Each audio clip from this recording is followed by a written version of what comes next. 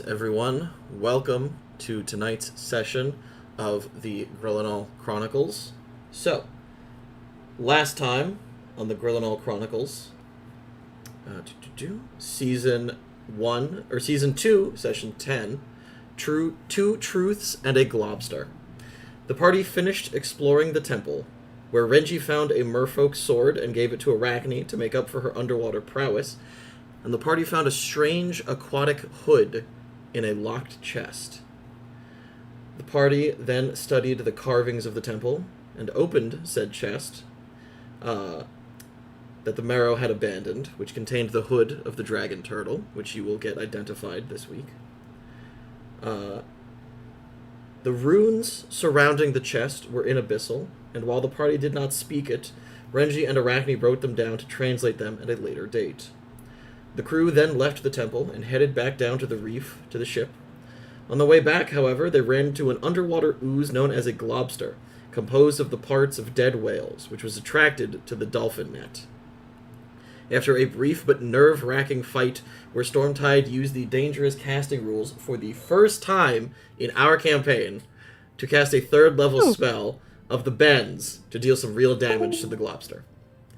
Finally, the party sailed back to Tortuga, where they, and then I wrote, insert the stuff that has to be done before next episode before the time skip. Where they spoke to the Baiju tribe and interviewed Stormtide, which we will now cut back to today, as well as took a greater interest in the map mimic that was found last session, or a couple of sessions ago. After that week had passed, they went to the Leviathan, the huge floating fortress, where the Grand Captains gathered to decide the fate of the archipelago and the Pirate King. But who should arrive to crash this meeting but the fearsome Admiral Dreadmaw, who walked in and declared, now, it is time for real business. And what fate will befall our crew in this episode? Tune in tonight to find out. So, we are going to start with Arachne.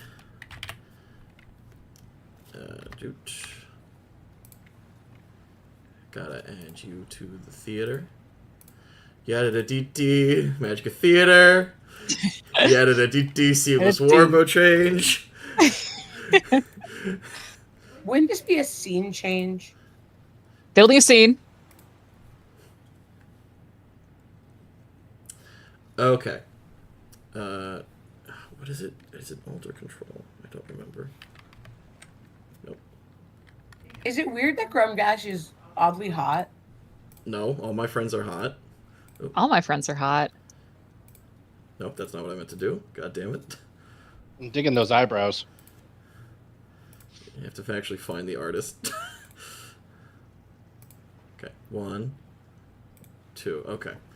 Trying to get Arachne to be further into the scene, but it's fine. Okay. Arachne, you have finally pulled Grumgash aside in order to have your interview with him. Do you bring anyone else with you to this interview? Here's my question. Does Stormtide know that he is being interviewed? I think for now what we'll say is you have caught him topside as he's doing his Navigator's Sense cantrip, which is that simple thing where he just walks on deck, he waves his hand around, and then he knows everything about the ocean in the nearby vicinity. Okay. He's doing, like, note-taking and meditations and, you know, what you would expect a wizard to do. All right. Then this is the pre-interview. Can I interview you? Yes. Okay. Excuse me, Mr. Stormtide. Arachne, yes. This is a little awkward, I apologize, but I would like to apologize for my behavior when we arrived at the lighthouse. Oh, yeah, listen, it's no problem. I understand. Talking about the fates can be extremely perturbing to certain people simply due to the nature of how one views. I don't want to say an indeterminate amount of time, but yes, I'm my apologies for overwhelming you. I forget that not everyone is as into it as I am. No, that's a very different problem. I am rather interested in that. Actually, full disclosure, the reason why we joined up with Mergar was because I wished to speak with you. Oh. Yes. All right. And I got cold feet. Yeah, brought up some bad memories, and I want to apologize for running out like that. It was not very becoming.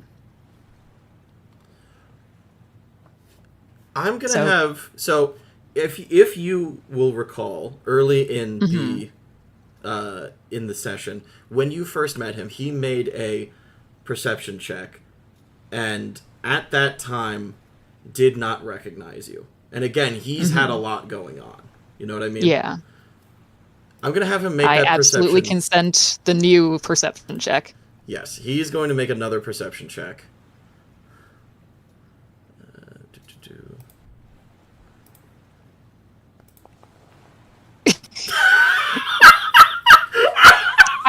You know what I'm going to say? Yeah. Make it a history check. Make him recall from his own memory. Okay. Because I think that might make a little bit more sense. Okay, yeah, on a 22, God. There we go. The 7 is so funny, though. He rolled a fucking 9 to be like, do I recognize you? But now he's got a okay, on a 22 history check, he is sitting there and he's like thinking and blah, blah, blah, and suddenly he goes, Miss Kanto, oh my gods, I'm so sorry. I did not recognize you until this moment. It's fine. It's been quite a long time. I heard about Isek. I'm so sorry. Yeah, me too. I'm investigating it. There's some things that are just not lining up, and I was hoping you might be able to shed more light on some of it from your perspective. Do you suspect foul play? I do.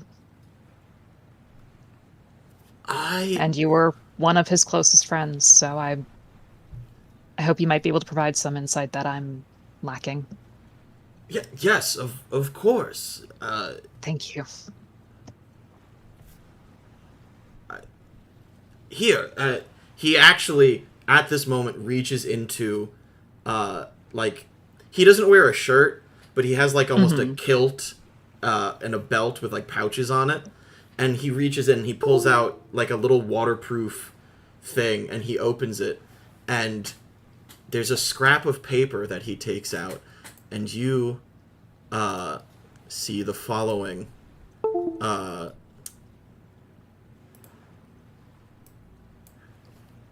Gromgash is a powerful friend. Without him, deep-sea exploration would be far more difficult, or at least rely on less magical methodologies. From our correspondences, I have determined a likely location for the initial rift. This would be the major source of the corruption spreading, though whether it is the undead or the aberrations remains to be seen. The king I have been researching appears to be just that, a figure at the head of piracy in the Southern Archipelago. What relation this has to the rifts, I cannot yet say. There are too many disparate points. Charting the flows of magical energies throughout the Southern Archipelago has been a daunting task, but one thing is clear, currents are changing. Well-known routes have shifted, there are areas of dead calm that were not present before, and the sea churns in places undisturbed for ages. What this demonstrates is too early to tell. I will await Gromgash's next letter.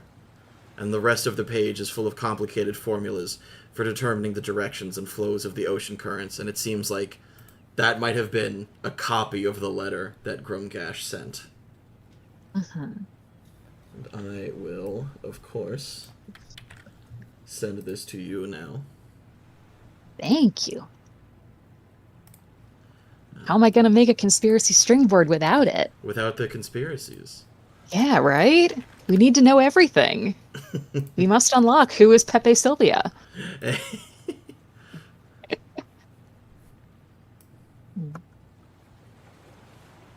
Okay. So he hands you that note and he says, this, at some point this was included with the rest of my research materials, but obviously it has, when I heard the news, I separated it. Thank you so much for that. Do you mind if I ask a bit more about your research in particular? That you mentioned the set that had gone missing in the 2 or 3 years. What is it, 2 or 3 years ago, you said? Yes, almost 3 years ago, in fact. Or 3 years ago. So, and this is when you first noticed it was missing, correct? There's a possibility it may have been misplaced, or... Well, again, I'm not... When I say misplaced, I mean removed by one person or another. Correct. I will say, at the time,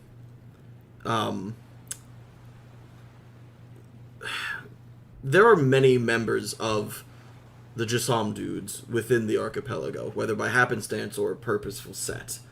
And yeah. It so happened that we had a gathering, many of us, to talk about and to congregate on the state of affairs that would have resulted in Mr. Kanto's passing, which you now seem to be of the determination that it may have been foul play.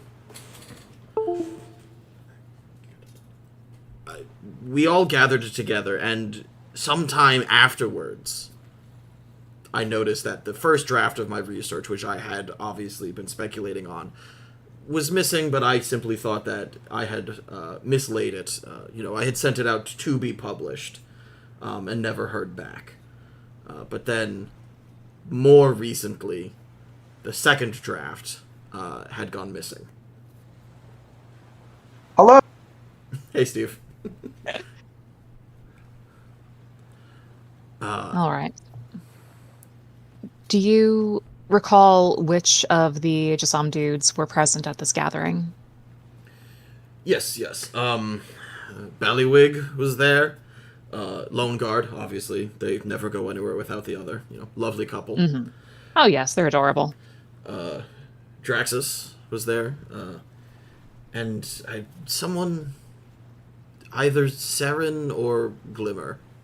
It's hard to remember. They're both so mysterious. Mm. If it was Glimmer, it would be strange that he would have attended. But if he had attended, then wouldn't it have been a notable occasion? Well, yes, but you looking from the outside potentially, but to us, Glimmer was just kind of always there. Let me put it this way. If I were to have esoteric knowledge about a franchise that does not exist in this universe, and also its creator is now a TERF, so we don't want to talk about it, but if I were to have that knowledge... Oh, fuck TERFs. No, exactly, fuck TERFs. But if I were to have that knowledge, I would have said that Glimmer was basically the Peter Pettigrew of this group, of the Jas'sam dudes. Huh. What a strange name. What an odd thing to say. Pettigrew. Yeah, what an odd thing to say. What an odd thing to say, but in more layman's terms, allow me to repeat and reiterate so I make sure that I understand what I understand. In friend groups, there are people who are very close, and he did not appear to be particularly close with anyone, but still part of the friend group. Correct. He was a hangers-on. If one of us were to grow up to be an all-powerful necromancer, he would have filled the position of the Igor, the assistant. He had the knowledge and experience, but just not, I would say, the chutzpah until that event, which, would you would think that would cause you to remember one better, but he seems to have improved in his capabilities. Have you spoken with him recently? No, I have no contact with him. I don't believe many of them do. You may want to ask LG and Ballywig. He'd probably be more closely entwined with them given his condition. When you say condition, he was suffering some sort of magical malady that I believe oh god, only recently was either cured or diagnosed. And so having an excessive knowledge of magical and arcane diseases, I believe that the two of them would be best suited to diagnosing and curing that. I see. Give me a moment as I just write this down. She takes some notes, as Sam also takes some notes.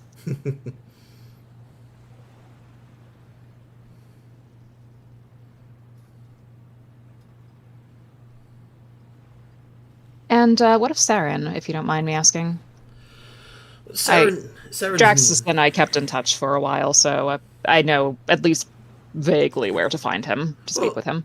As I said, much of the Jas'sam dudes are maintain a presence in the archipelago at this time, but Saren, obviously being an elf, has no such interest, or a half-elf has no such interest, and is primarily concerned with his own peoples. But it is an interesting discrepancy in that he wishes to learn his people's, the elves' secrets, and then disseminate them to the general wizarding community, which I feel would go directly against their biases. It is a fascinating process, however. Yes. Saren was always a bit of an odd duck like that. I can appreciate that. Yes, the whole brooding, edgy loner thing. You know, it works for him. But one of those terrible, awful people like myself who loves to find secrets and then share them. You know, what is the worst form of a journalist is just a gossip.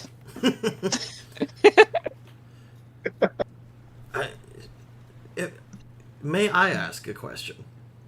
Certainly. So you said that you were here to investigate your husband's death.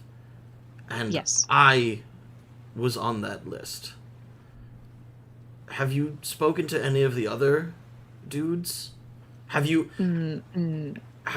asked potentially Ichabod? Have you spoken to the Scarecrow in High Rock? Have you been able to commune with the dead? I have not been able to commune with the dead, which is very strange. He looks extremely perturbed at that and goes, "Yes, that is very strange. Generally a willing soul. Obviously not my area of expertise, but generally a willing soul is able to speak, you know.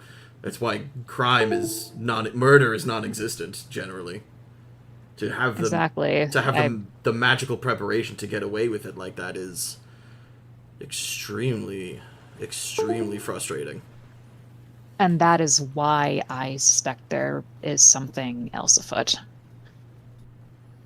Just something about that is not right. If his soul is not in any of the usual spots, then where is it? Indeed.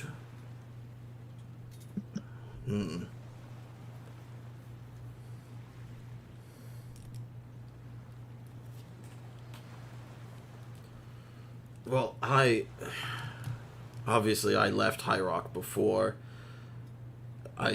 this occurred. Yeah. I came out here to continue to care for my family, as you know. Yes. The tide of aberrations that have been spreading all throughout has been extremely difficult and frustrating for all parties involved, but more specifically, I was worried that the mutations may have affected my family directly. Mutations. Do you mind sharing more about that? Well, I believe you to have seen some of them. The sea spawn, the aberrations, things like that. The marrows. The marrows are an unfortunate side effect of the planar war, but recently there have been more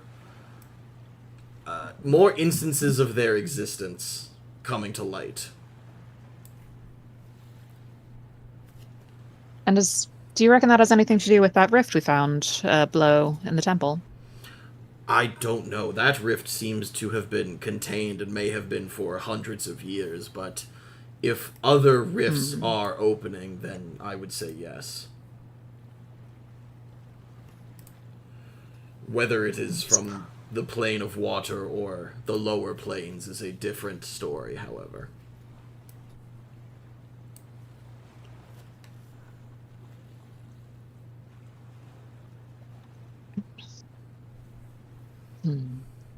Interesting.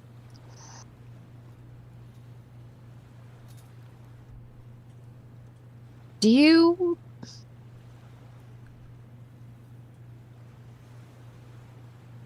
Well, I suppose I have a lot of questions and need to digest information in order to answer, but I do have a little bit of... Okay, all right. Forgive me, I'm going to pry a little bit. Do you have any suspicions of what became of the first draft of your research? Well, as I said, I sent it off to be published at High Rock, and, multiple copies of it, certainly. So if my personal copy was removed or destroyed, I think nothing of it. If the copy I sent to be published at High Rock never made it to publish, I think that is a different and confusing issue, but also, honestly, in the bureaucracy of the things, I don't really trust Undead to get it done correctly, So if it was... I can't say that living there, but I agree wholeheartedly. Yeah. All right. It's more... If I were to be a guessing man, I think that there is a strange link between the first missing draft of my research and then 3 years ago the stolen draft of my research. Yes. Do you recall who you sent it to be published with? I sent it to the university. Okay. All right, and unfortunately, from this distance, it's not as though I'm going to be able to pour through their records. I think a request for their records and information on submissions in that year probably wouldn't... Well, I don't know that it wouldn't yield anything, but I don't know that they would accept communications via a botched crystal. Well, he looks mightily troubled for a second and then turns to you, because he's been alternating between looking at you and looking out at the sea and making sure he's not the navigator, but he is casting the navigator sense cantrip just to make sure that you guys are doing okay shipwise. But he looks back at you and he goes, if I were a more... what is the word I'm thinking of? A more dubious man, I would have said, because I, as I said, sent it to be published, if the publishing were to occur and anyone could theoretically borrow the research, then I would say that someone borrowed the first draft and then because of that knew to steal the second draft. And if the information that I had sent to be published was also sent to Isek to help with his research, then I think a clear correlation can be drawn.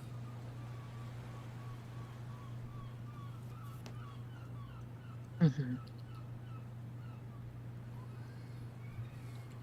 what one would be able to do with that research in its unfinished form, even in the second draft, I cannot say. As you can as you saw from the letter, the note, it was in the third drafting of the research, where I had updated information, that Isek was able to potentially find the initial rift of the archipelago. Mm-hmm. All right.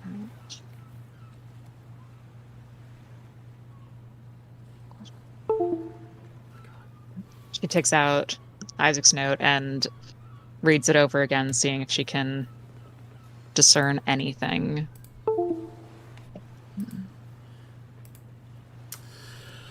Are you like? Oh, thank you for bringing it up for us to, for us to look at. Yeah, of course. If this beeping noise shows up in the recording, I'm gonna lose my fucking mind. I mean, I can't hear anything. No, I know you can't. It just sounds like a USB is constantly connecting and disconnecting from my computer. Oh, dude, I hate that for you. It's so frustrating. Spreading whether it would be undead with the apparitions remains to be seen. The king.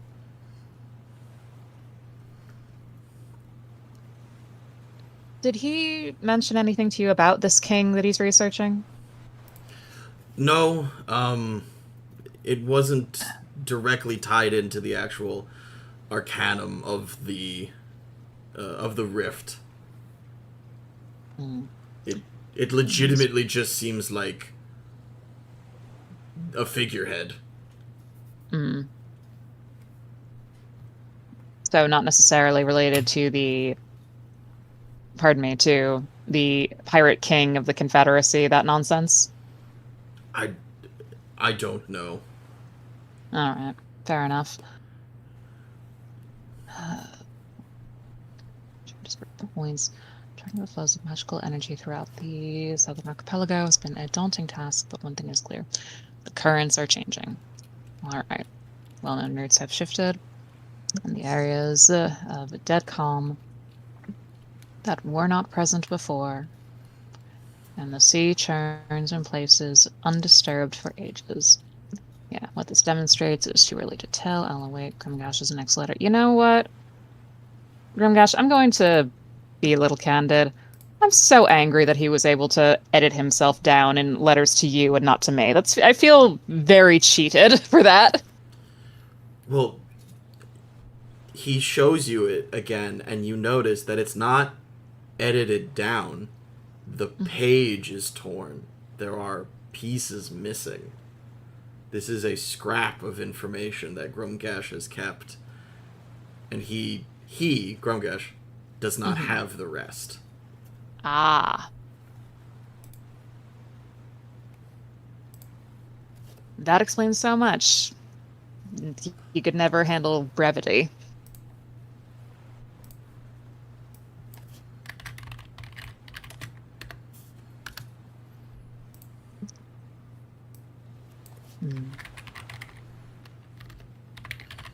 And actually, with that being said, I will change the name of this to be the Isek's Research, if I could fucking spell it. Yeah. To be Isek's Research, and part of that research now is Grumgash's note. Yeah. Alright. Anything else? Oh my god. Is there anything while I'm pursuing this you'd like me to keep an eye out for you?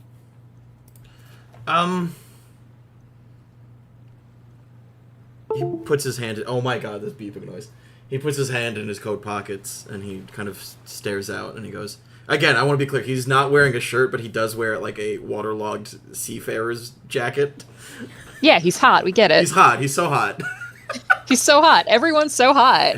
All my friends, all my NPCs are hot. All my NPCs are hot. All my friends are hot.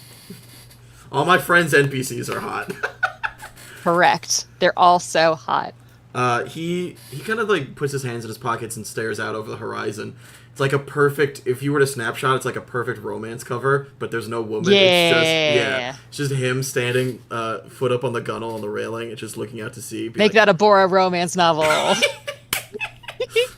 Currents of love. How does she know this? Yeah, he's staring out. Tides of Passion. There it is, Tides of Passion. Oh, yes, it is. Tides of Passion. He... Currents of Love, semicolon, Tides of Passion. It's a trilogy. It's a trilogy. Currents of Desire.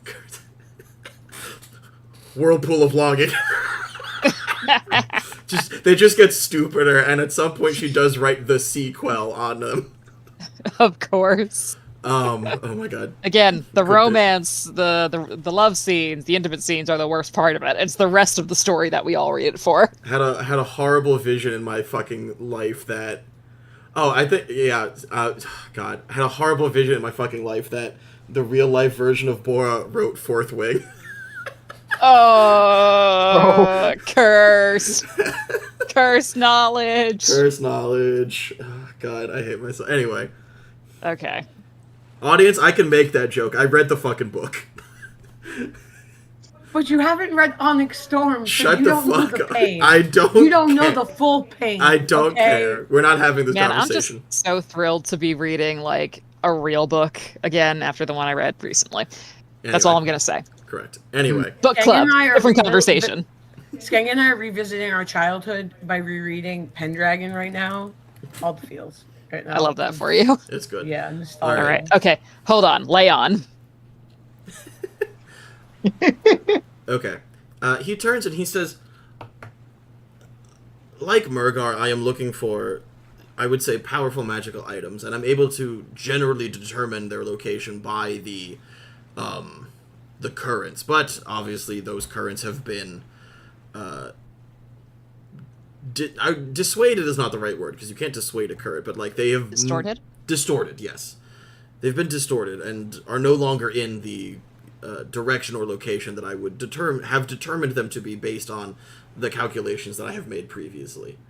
And so, any magical item that you could potentially bring me that I could identify to see if it is of use in my research, I would love to examine. I believe that you found something within the confines of the chest in the temple, correct? Yes, that dragon hood or something. Let me Yes. go back down into the. Let me go down into the crew's quarters and see if I can pull that thing out. Yes. Okay. So, Grumgash casts the Identify spell as a ritual. Because he can do that now. Because I was like, I made the Yay. only wizard that doesn't have fucking Identify. And you are able to identify the hood of the dragon turtle.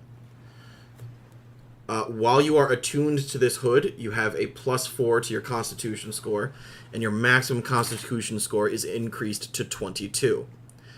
You also gain Dark Vision up to 120 feet. Additionally, you can breathe underwater. And as an action, you can exhale a steam cone. You can exhale steam in a 20-foot cone. Each creature makes a con save, taking 2d8 fire damage on a failed save, and it increases at certain levels. And being underwater does not grant resistance against this fire damage. So it just ignores the typical underwater resistance. Because when you're underwater, you have resistance to fire damage. Damn. Wild. It's a pretty hefty hood.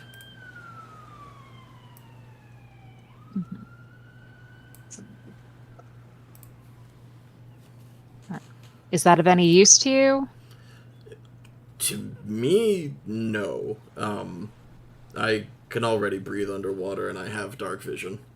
Yeah. It is an interesting, if somewhat odd thing for them to put in a chest like that, as if they were worshipping it. I mean, I don't know much about the level of intelligence of Moreau, but seeing something of that could be construed as a skinned idol, perhaps. Who knows? An effigy. Precisely. Yes, indeed. Thank you, Grimgash, for everything. Of course.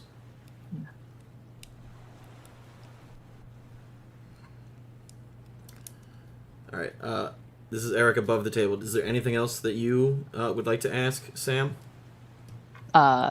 Nothing at this time. I will definitely re-listen to the recording and then fill in my notes, and might have to send him a letter, basically, to get more information. Okay. In that case, I will say we are actually going to cut over to Petrus and Renji. Hello. I keep fucking forgetting how to make you guys flip. I know I wrote it down. It's like shift something or control something. No, shift enter is to add them. Flip is shift alt. Wouldn't that be an acrobatics check? Oh, Steph, I was just looking at my character sheet to try and roll an acrobatics check. That's pretty funny. You beat me too. There we go. Okay. Great. Yeah, great mind. That's very funny. We don't know how this mod works. I'll- I can't turn off the emotions. Oh, is that what happened? I wish you'd said something. I would have done it for you. Yeah, I didn't know anything. Oh, I was no. dumb. Oh, no. We don't use this enough. We're not familiar enough. That's fair. Anyway, where is...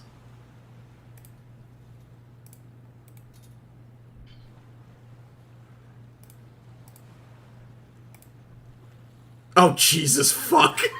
Whoa. Damn it! What? Oh, love it. Oh my god. That is not what I wanted. And then my map mimic proceeds to eat both of us. Yeah, you... Okay, but also the map mimic is hot. What? All my NPCs are hot. I said all my NPCs are on. Anyway, I really thought that was going to do token artwork and not the fucking... Teratophilia, true monster fuckery. Hold on.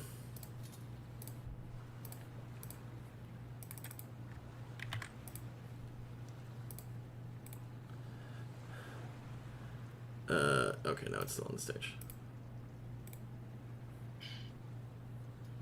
Did it? Is it's gonna get There we yeah, go, it's okay. gonna get ahead. Oh, there it is. Yeah. Okay.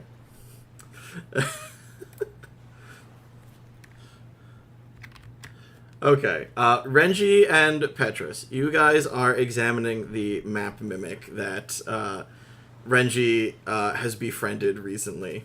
So what is it that you are attempting to do in order to get it to open up?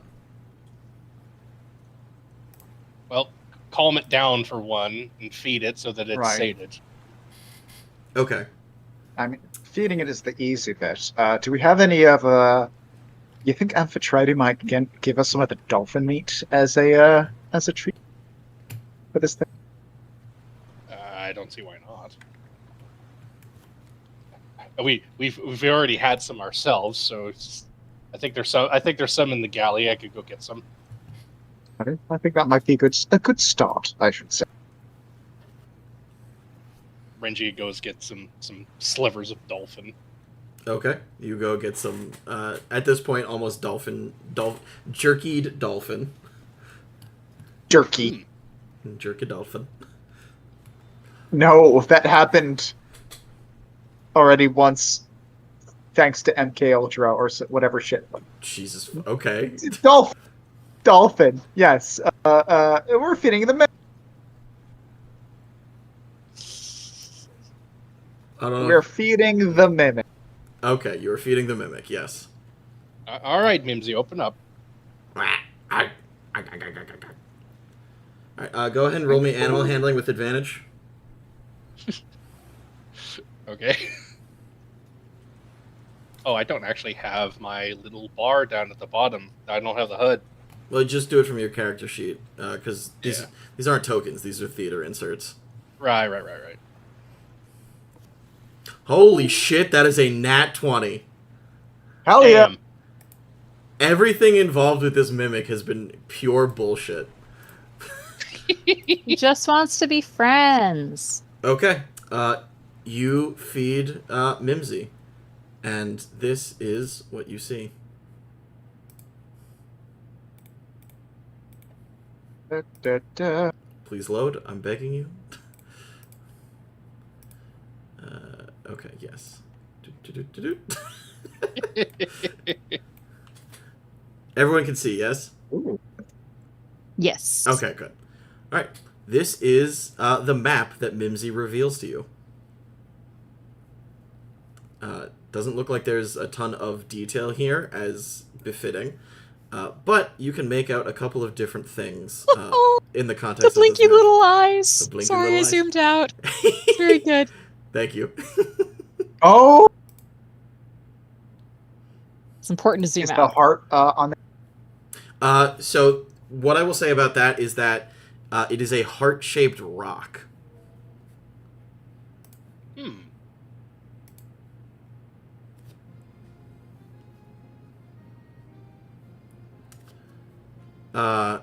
If you want, you can attempt to decipher some of it. I do have the information that you would need to know.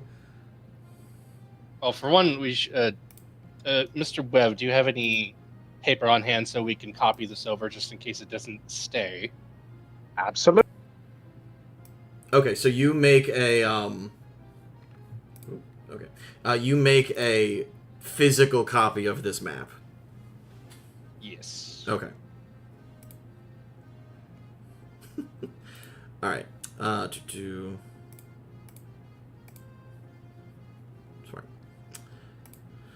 Okay. So, the map indicates that you must find the exact center of the longest bridge, then go west for 3 miles until you find the cliffs of red stone. And it appears that you must then descend from those cliffs. Then, for some reason, you must go east for 3 miles until you find the rock shaped like a heart. After traveling through the forest, you'll find the treasure buried under a mighty oak tree. So, center of longest bridge, 3 miles west. 3 miles west, yeah.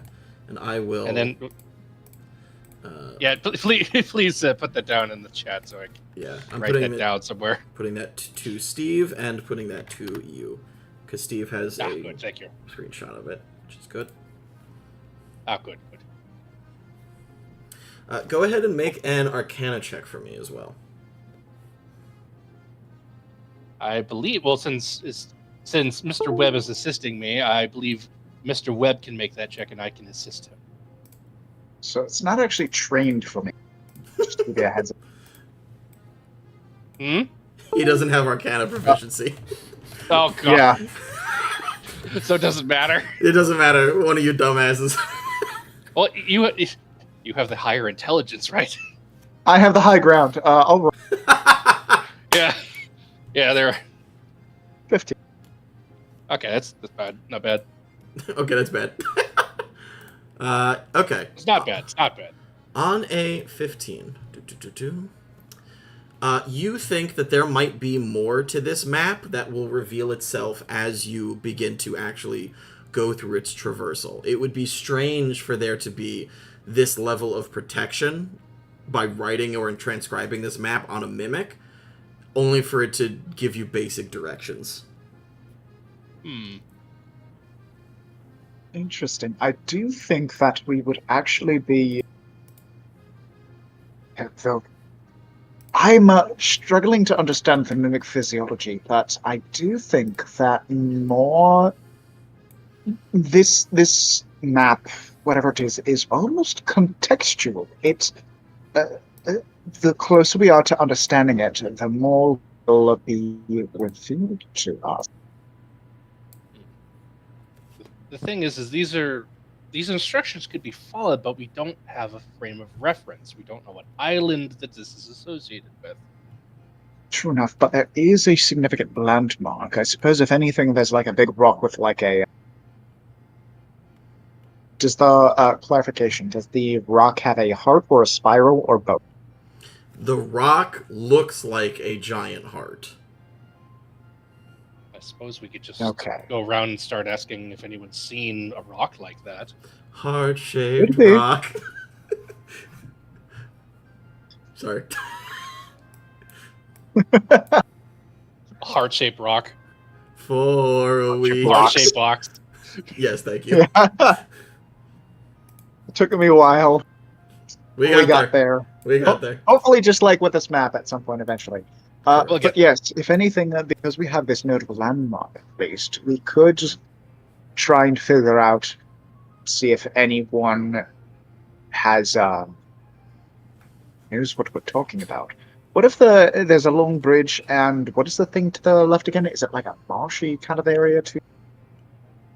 Yeah, it looks like that to me. Yeah, it's not a very good map because there's no legend. But it It's a does look long like bridge. does look like Cliffs of yeah, it does look like those 3 miles and then the cliffs and then the 3 miles back. It's not 100% an indication on whether you're simply like whether you're traveling underground or you're traveling along the edge of something. It looks like you might be walking on top of a cliff, descending the cliff, and then walking beneath it almost. Well, if anything, we have 2 landmarks. We have a broader spectrum, the cliffs. So, say, if people know that there's a whole coastline full of red cliffs, we can at least know that we should start looking somewhere in that general area, or like a bridge in that sort of vicinity. Now, of course, if people happen to know anything about the heart-shaped stone, then that's even a more precise thing that we'll be able to find or use to locate this oak tree to the south of it. Pretty much we can potentially ask around. It just matters whether or not we are focusing on the broader thing and hopefully working from there, or the more narrower thing with a...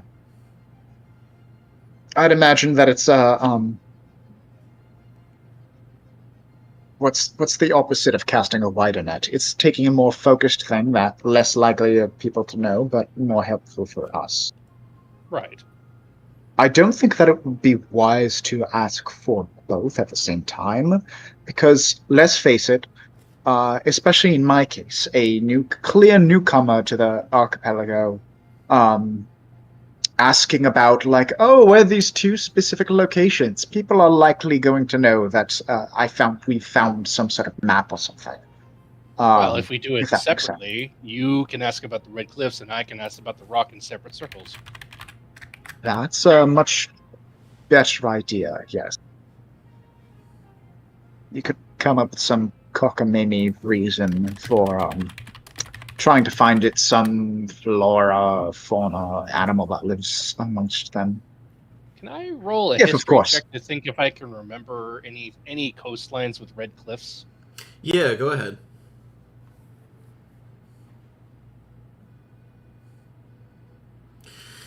On an 11, the Red Cliffs are not an uncommon landmark. Much of the terrain of the archipelago varies depending on whether it was made magically or naturally or, shifts in some indecipherable pattern. There's, what is the thing I'm thinking of? There are collections of more reddish stone, actually, near the north of Yathan, but that's not specifically a narrowing down of the area. That's still a huge, almost continent in this part of the world. May I roll one? Actually, would it be... I have another roll I would like to make, but only one more, if I can... Yeah, I'll give you one more. Can I roll a history check to remember where, if anywhere in the archipelago I've seen oak trees? Yeah, okay. Because that would be akin to the druid thing. I might know about that. That is entirely fair, yeah. So I'll actually say you can do that with advantage.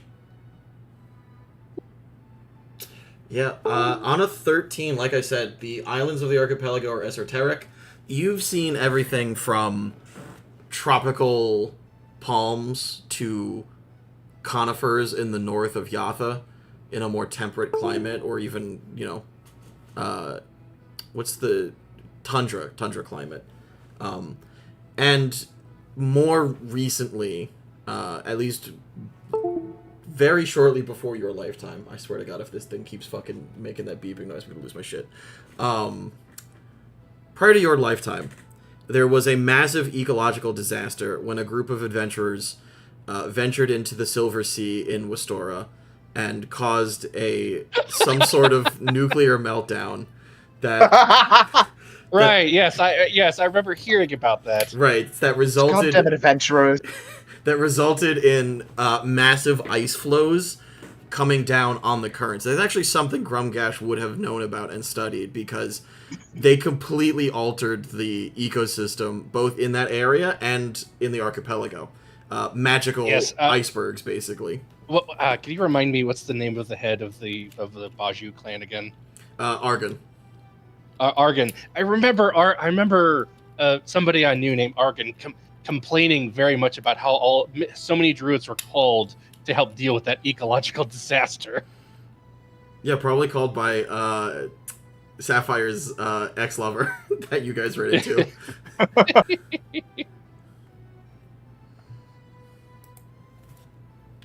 So the tree thing and the red cliff thing, not really narrowing it down at this time. Correct.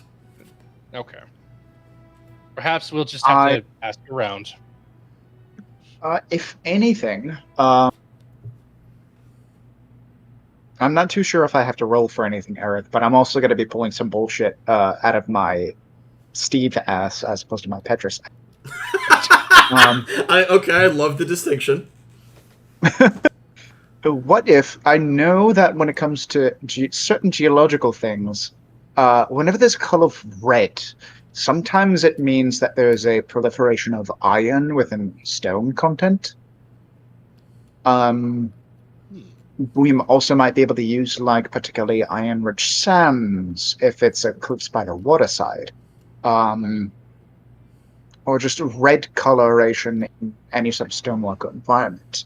Now, granted, I could be wrong. This is natural sciences, I know. I don't know if there could be some cursed cliffs that start bleeding due to some curse upon them or whatnot. So I don't know if what makes the cliffs red, but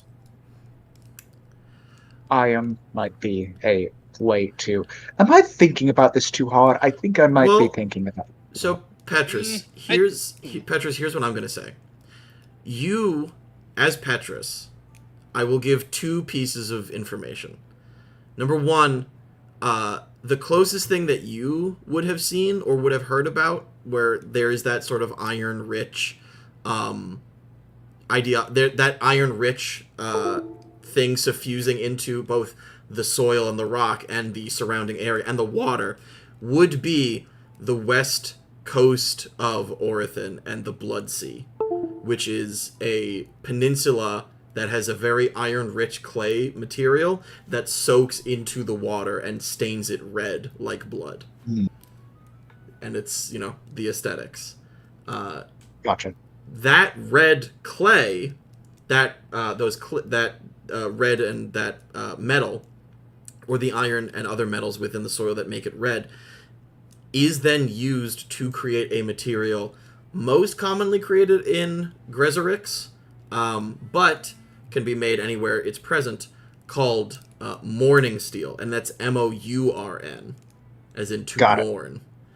Morning Steel is great for bladed weapons because it gives them a, reddish tint, so they're often used by demon cult worshippers and things like that. But it's impossible to make armor out of it because it's basically clay. Gotcha. I can send you more information about that. But in your mind now, what you might be looking for is a source of Morning Steel weaponry and items in the context of the archipelago. That honestly really helped. Renji, Morning Steel. If there's any, I only know this in Orathin, but if there's any locations within the archipelago where they produce are known for producing Morning Steel, we may also have a further lead to finding out what these red cliffs are. Shall I roll a history check to see if I can remember that? Yeah, I would say so. That one I can assist you with. There you go. I guess Actually- rolling. What, roll with it? Is Petrus helping me with this? Yes. Yes. This time, yes, Okay. because I do have proficiency. I'll be rolling though, because I'm the one trying to recall the information specifically about the Yeah. archipelago. Yes. Steve, I've posted it. Oh, in the there we chat go. for you. Is that a nat 20? Oh shit. Okay. Yeah, baby. Oh, holy shit. Okay.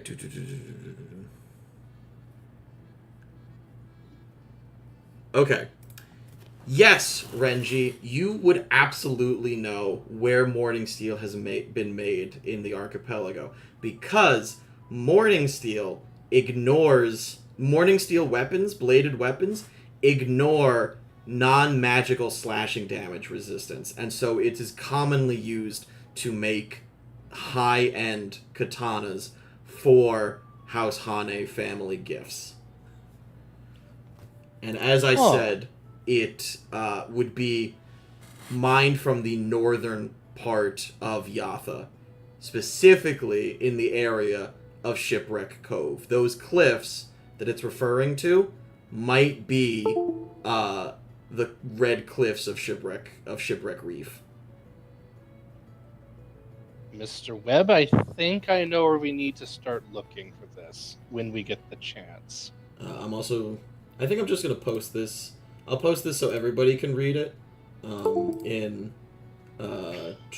items and loot. So, if anybody would like to read that, it's in items and loot. Ah, yes. And Steve, I also posted it directly to you, so you have easy reference. Cool.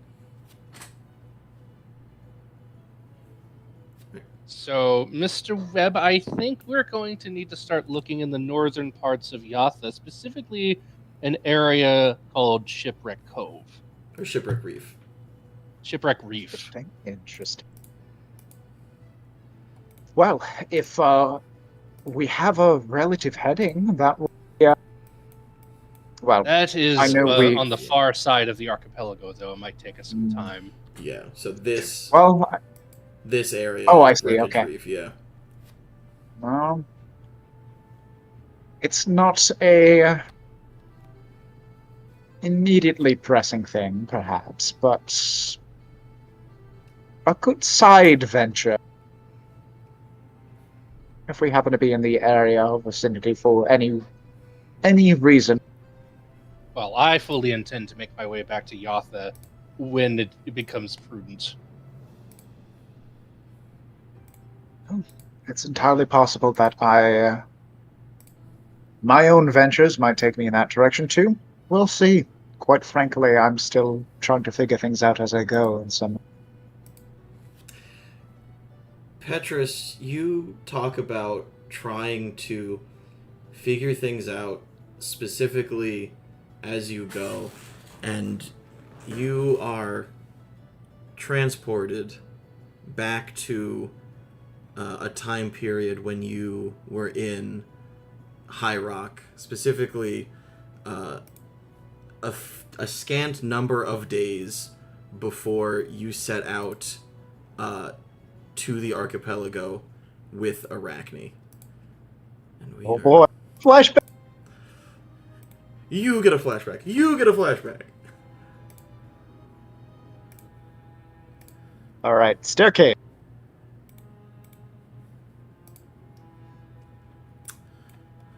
To the right. Yeah, there we go. Petrus, you find Take it back yourself... now, y'all. Take it back now, y'all. Petrus, you find yourself... Vision. Oh, nobody has vision? God damn it. Oh, I think that's intentional. Well, no one for has a this one. token. Yeah, that's my bad. Oh well.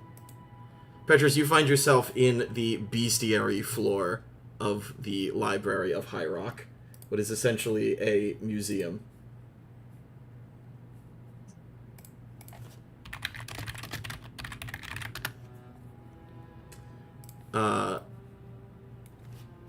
As you wander through the halls, what is going through your mind, remembering that this is prior to you setting out to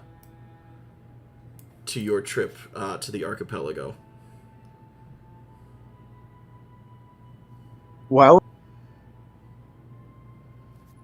any number of interesting traits can be found within flora and fauna, especially the more magical ones. And, well, goodness knows. God damn it! Who did that? Who did that? That was me that time. Oh, okay. Only because I saw it. That was me, only me the second. I still don't know who it was the first time. Incredible. Okay. Yes. So the plaques are clickable. Oh boy. It's your own fault for putting that in there.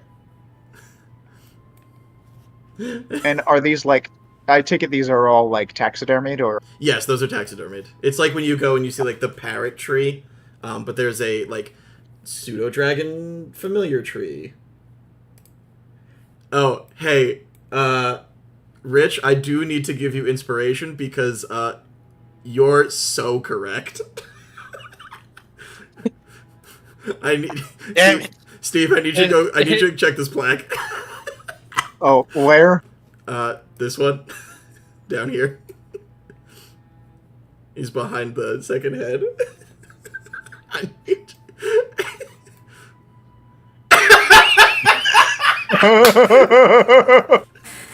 What did it say? Spies. Good. Two-headed Tyrannosaurus fossil golem recovered from the ruin house of Lord Horizon the Fourth. Exactly. Boo! I couldn't. Dinosaurum. Dinosaurum. Dinosaurum ambulat.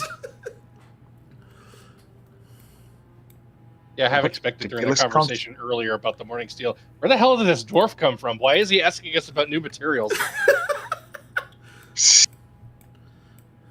Give it to me. Well, yeah, He's Petrus like a is going to cryptid, be he crawls out from the floorboards. Petrus is probably going to be looking at the tree of taxidermied pseudo dragons, thinking about like the in terms of natural animals or things that naturally have a substantial longevity. Dragons are one of the more first and foremost known in the in nature. Wouldn't be too. It may. If the alchemical studies in one certain direction don't pan out, it might be worth looking toward the away from flora and more into fauna as a method to achieve what he's looking. Petrus, remind me, what was your cousin's name? Oh, let me bring up that wiki page. I could have done it too. Okay. Is that a skeleton of a boulette? Hextus, yes, okay. Joe, I don't know if you can. Can you click the plaque next to the bullet? Bullet. Oh, God. That's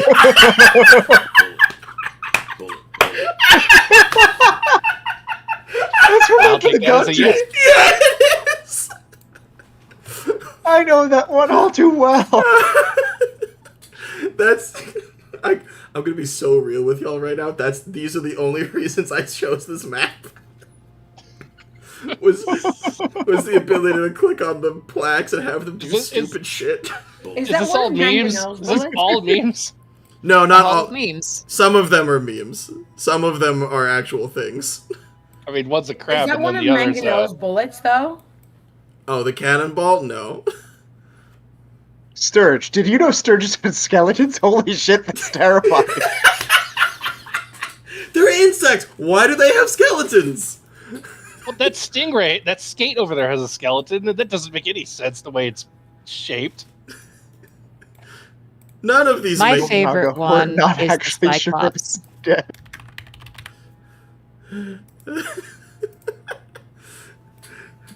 Hands down, though, my favorite is bullet. That's so like I saw that it was a bullet, and I immediately was like, I have to put the sound effect. That's too funny. Giant enemy crab. Time for crab. Okay, some fucking fish. I don't know, man. We're gonna have fun day. Oh my god. Okay, this. Worth it. Flashback worth You have it. outdone yourself. This is great. Okay. Thank you. Oh god, this was so much fun. I showed Sam the golem thing, and she was like, "You motherfucker." I can tell that you had fun when putting this together.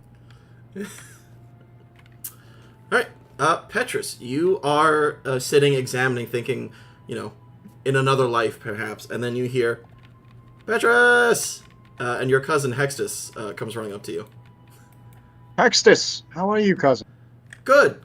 And remind me, I believe Hextus is younger than you, right? He's like 16? 22. He's still younger, but he's then. like Okay. young adult, but I think his Yeah. other cousins are more so the teenagers. Yes. As you said, he's your cousin, but you view him as, and he views you as siblings. You guys are brothers, basically, having been raised together. And he comes and he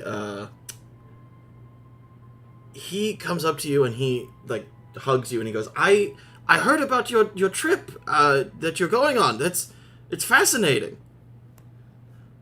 Oh yes, I should certainly hope that it proves to be curiosity. Well, I mean, there are many who would wish to travel to the archipelago and do not have the means, and obviously you do at this point, which is a wonderful and fascinating thing. I truly could not be happier for you.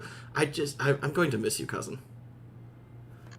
It's likewise, definitely likewise, but I wouldn't be going if I felt like any one of my family here were not able to take care of themselves, or if they did not have others to take care of them. And you suddenly fall into the former category. Oh, of course.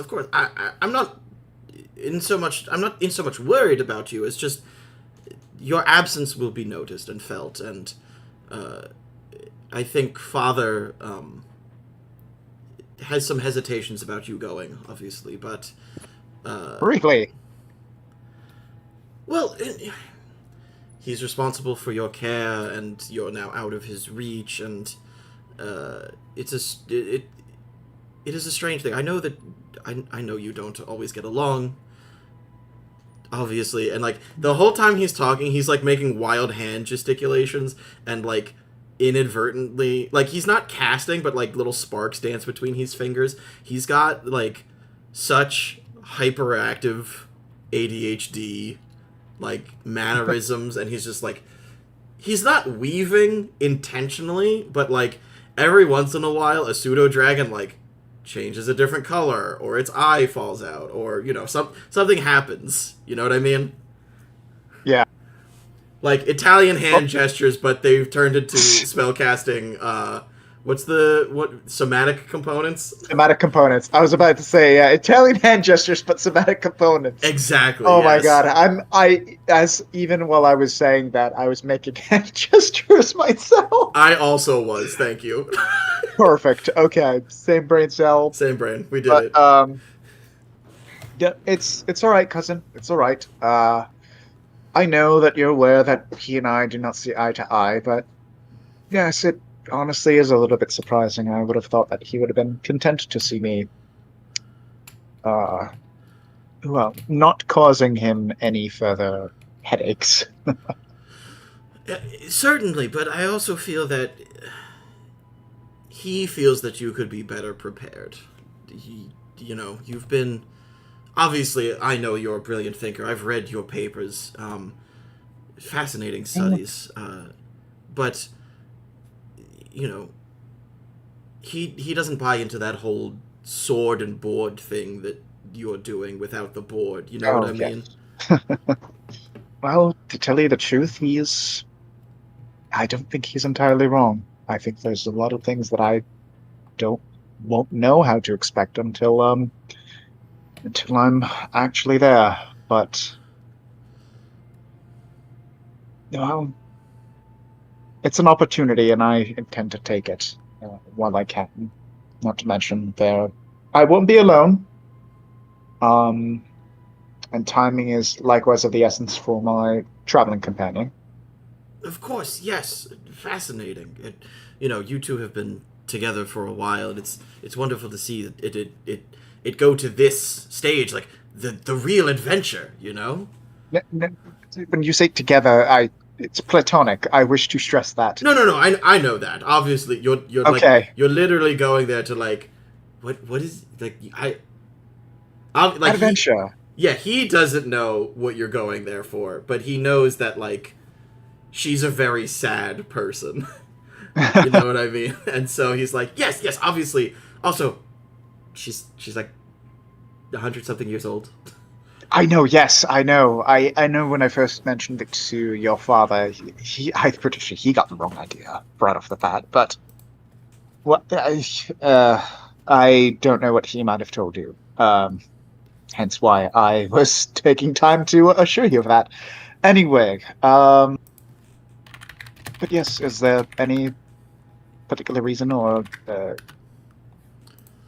anything else that you... I wanted to give you this before you left. Oh. And Steve, Petrus, I'm going to ask you, what is a sentimental keepsake that Hextus would give to his pseudo-surrogate older brother? Bullet. Oh. Who did that? Who did that? You're a monster. You're a monster. Who did what? I can't see. Oh, no. So I said very specifically, what keepsake would he give you? And somebody went, bullet. It was me. I did it. I didn't hear that. Joe, I'm taking your inspiration. No inspiration for the rest of the session. I was waiting for the right moment to do that. I hate you. Perfect. God damn it, that's so funny. Brilliant. You know what? I do these things because I'm like, oh, everyone will think it's funny, and then I'm immediately abused. Yeah. So what small sentimental keepsake would your surrogate younger brother pass to you before your trip?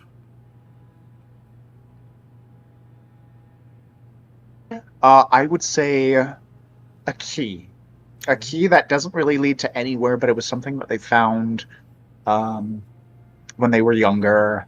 They were like, I wonder where it goes. It really opened up to like a room closet that everyone figured was a lost cause because they didn't have the key for it. But it wasn't what it was. It was the, to them as kids, it could have opened up anything. Yeah. That's fantastic. And I think as he takes this key and it's on like a thin leather cord, and he hands it to you and he says, maybe like this key you'll be able to unlock something that we could never even dream of. Another broom closet, often somewhere in Yathan, perhaps. Who knows? You know what? I think with this, I am just ever so slightly more prepared to... Not necessarily to safeguard myself or protect myself, but for things to keep in mind while I'm there. Thank you, cousin. And as you two hug, and Petrus, you're thinking about the potential of adventures out there, we cut back to Petrus and Renji examining the map mimic on the deck of the ship and the potential that Mimsy, the map mimic, now represents for the two of you.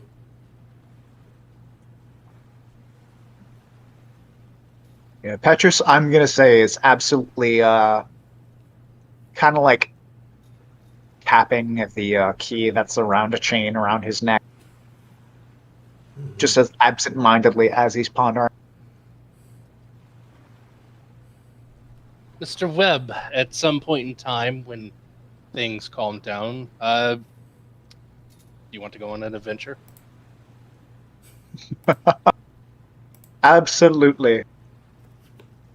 I wonder, this thing is probably going to have, like, I don't know, some coin or something. But we'll see what sort of treasure's buried, perhaps. Well, for me, it's never been about the treasure. It's been about the journey.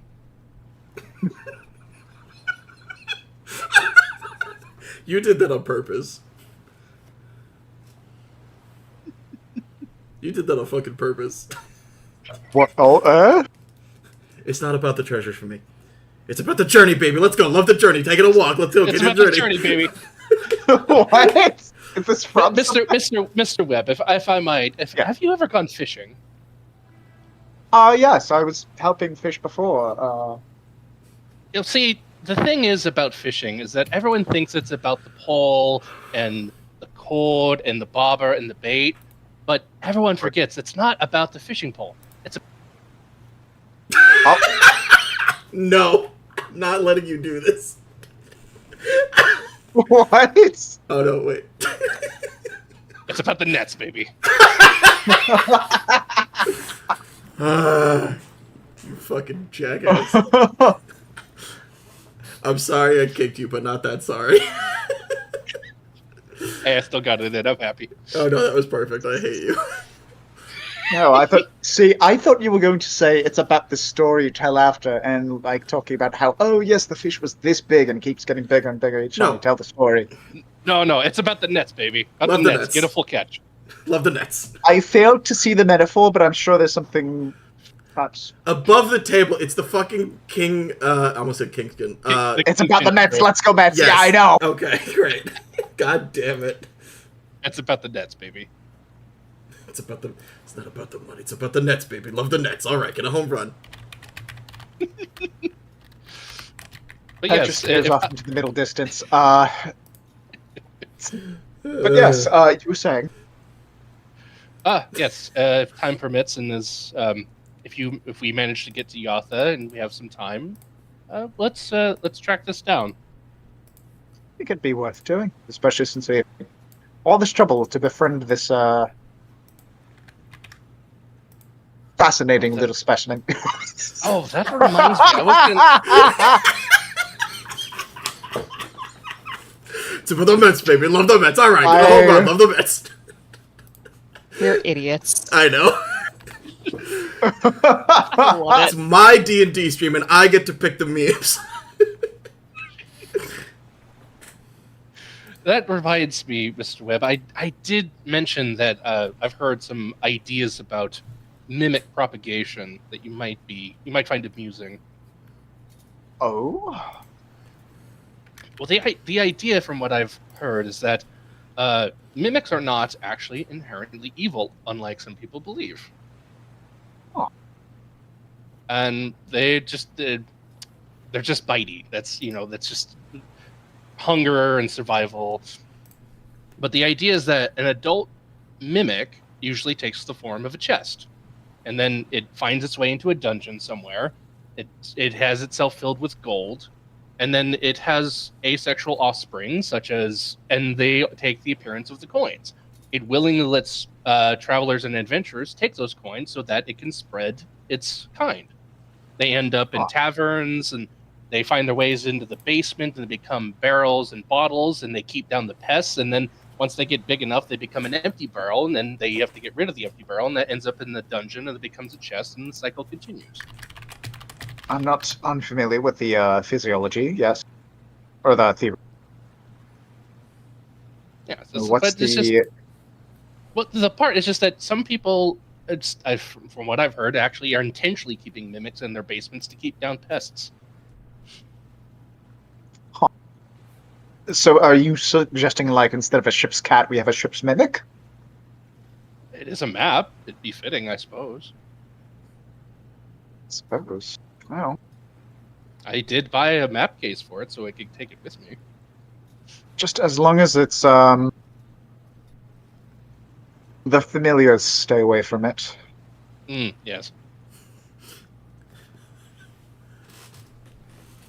Fair enough. And if we can fully transcribe this map, if any more detail comes later at some point, well, maybe another map. Maybe it has more than one map in its memories. Perhaps. See, for a second I thought you were proposing mimic husbandry or something like that to. Oh no! I don't want to interfere with the natural life cycle of mimics. I just don't think that they're inherently evil like some people do. Slime Rancher flashbacks. Okay. I'm content to hear that. Goodness knows that would be something some of my colleagues back at High Rock would be more than willing to try for themselves. But yes, I myself am of a similar mindset towards you, Badge. I'll make sure to treat this one nicely and make sure it doesn't bite anyone unnecessarily. Splendid. Out of game. Ah, yes. You have me cornered. Pocket mimic. Face mask! Alright. With that, we are going to cut over to our next scene.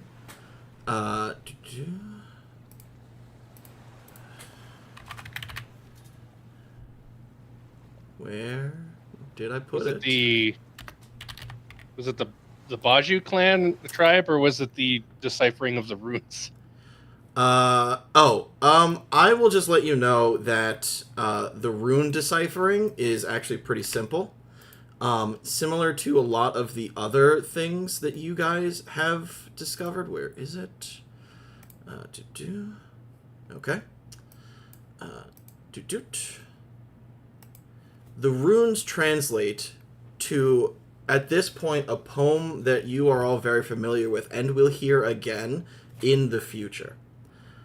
By right and rule, for need of might, I thus bind thee. I thus bind thee. By blood bound, by honor given, I thus bind thee. I thus bind thee. For strength and speed and heaven's power, by ancient claim in this dark hour, I thus bind thee. I thus bind thee.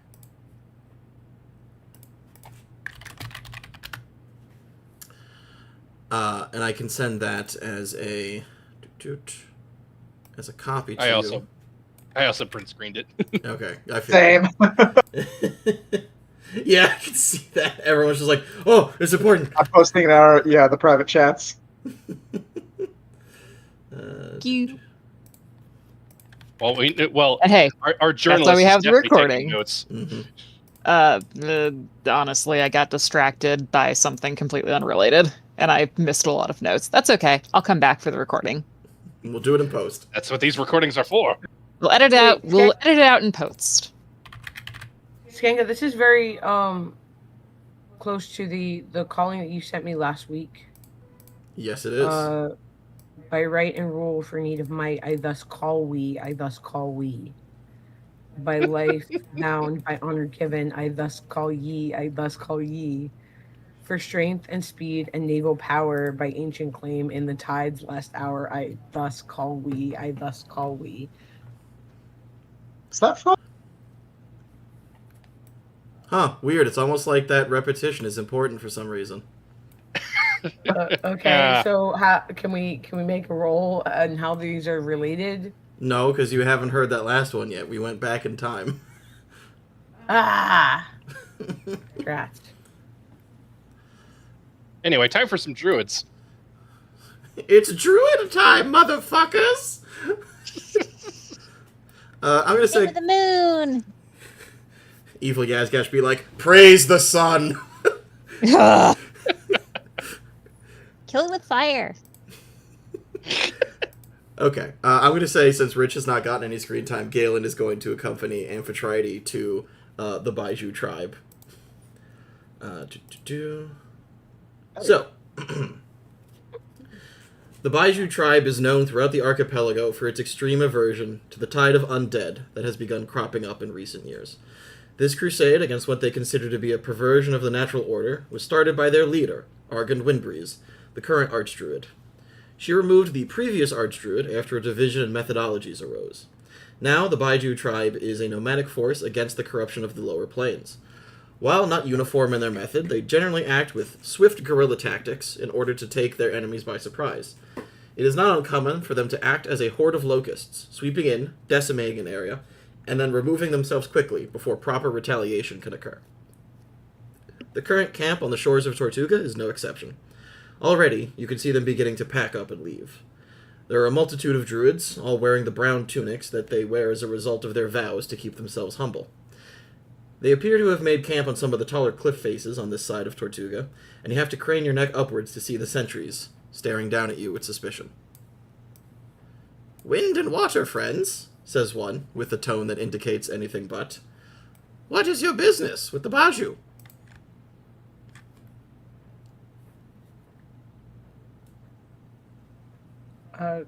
We seek audience. Yes. "Oh! Amphitrite, I didn't recognize you." Do you interact with many Fistrians? "Yes. Actually, I should have expected that. There's a lot of Fistrians." Yes. They're You kind guys of are everywhere. nomadic, so Yeah. So it's like yeah. it's like a common occurrence. All right. Well, this is my companion, Galen. Can I call you that? Can I call you that? Wait, can I call you that? The first part. What? The first part's fine. All right. This is my companion, Galen. No more names. Can we? Wow, approach? that's not suspicious. Do you even know my last name?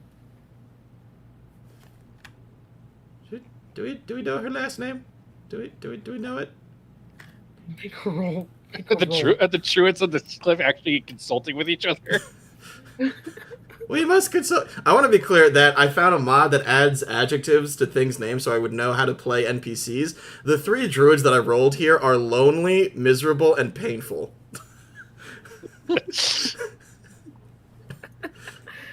Oh, so the emo druids. All right. Yeah. Cool. They're a boy band.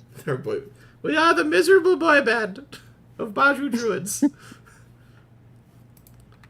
The Baiju boys. The Bot Street Boys. She's back. All right. Can I make some sort of check to see how long has it been since I've last interacted with the Baiju, and what was that interaction like? Was it like a positive interaction the last time we were together? Yeah, I think. Well, I think the last interaction that you specifically had with the Baiju was when Argon and Renji came to Skull Island and said, "We know, if you come with us, we'll tell you more about your mom." Yeah, but then I went with them and I was with them for years, but until No, that was left. the first interaction. The last interaction was Renji leaving and Amphitrite coming with her. Oh, with and Renji coming with. All right, yes. no, Okay. not the first. Yeah, I don't want to know the first interaction. I want to know the last.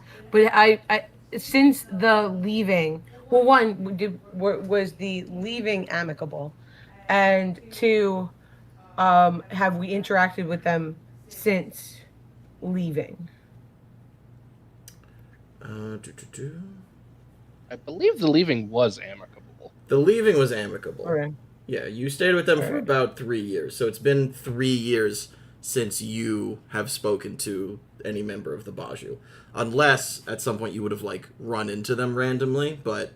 Mm-hmm. I also, yeah, that's why I'm trying to get at, did we run into them randomly in the last 3 years? Then I would say no. Because you were kept busy. Alright. The paths of the Baiju and House Hane are pretty separate tracks. And while I didn't get any answers about my family ancestry, would they have continued to look out for me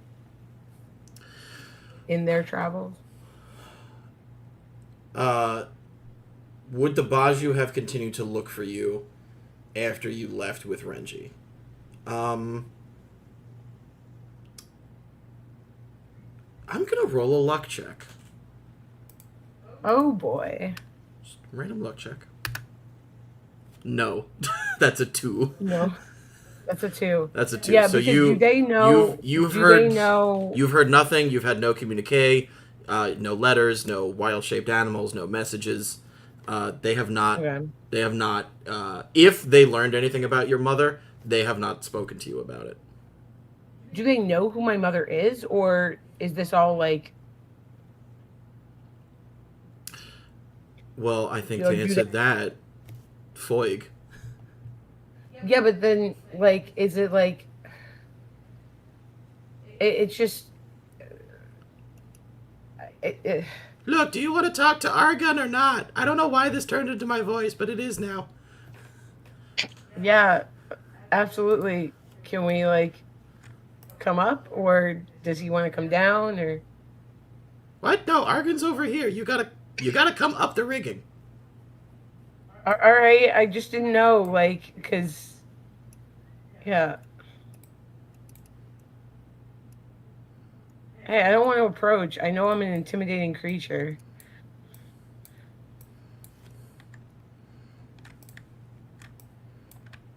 Why can't I go through walls anymore? A We took away your I ask Kool-Aid myself privileges. daily. Mind you, that's a question that Steve asks himself daily, not Petrus. Why can't I Kool-Aid anymore? Why can't I walk through walls anymore? Kool-Aid, I didn't hear that part. You why can't you walk through Kool-Aid? And I told him we took away your Kool-Aid privileges. Oh, okay. Can't walk through Kool-Aid because you took away the Kool-Aid privileges? Oh, no. Okay, so you end up on top of this very tall rock face, and you see the druid that you've all seen before. Argon, fair breeze, wind breeze, whatever. I cannot remember for the life of me which breeze it is. It's fair breeze. It's fair breeze, okay. Argon, fair breeze. Oh, that's not what I meant. And she, disappears. No. Argon turns and sees you, and there's a moment of, like, shock. And I need you to make an insight check. Me? Either one of you. All right. So if I remember correctly, Argon and Amphitrite didn't get along very well in the past. Okay. Well, that's not surprising. Do you have any plus anything to insight, Galen? Nope. Nope. Nope. And Renji's All not right. there. And Would then you like to there's like Reggie. assist me? Would you like to give me the help? I don't know how that would work, but You can get advantage. all right, cool. 12. Okay. On a Well, yeah, because 12, it's flat. on a 12, you actually see her eyes dart between the two of you, and you're not sure who she's mad at. Wait, so do I know that she knows him? Galen, do you know this druid? Nope. Then why would she be mad at him? I'm so glad I gave Rich screen time. Wait, wait, Galen, Galen, wait. Could she be mad at you? Like, does she know you? Do you know her? I'm afraid I don't think we've met. Great. She and- comes forward towards the two of you, and she goes, Amphitrite, it's good to see you. And then she looks at Galen, and she goes, Abomination? Excuse me? She, like, thrusts her head forward and says, The balance of nature does not exist unless one maintains it.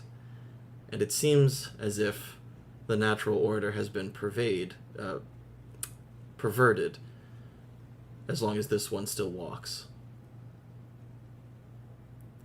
And Amphitrite, you, as I said before, remember the realization that the Baju tribe is dedicated to the eradication and destruction of the undead, and Galen is, at the very least, living adjacent. Yeah, but he's not undead. Like,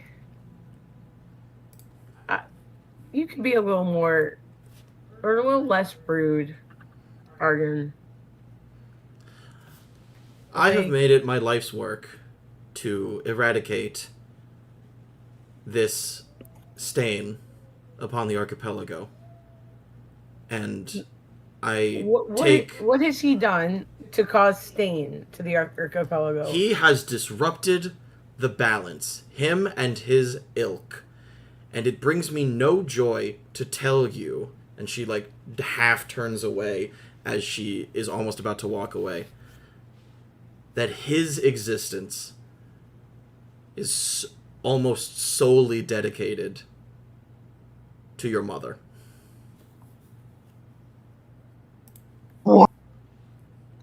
Okay. Hold on. Wait. How? Okay, so Argon knows who my mother is?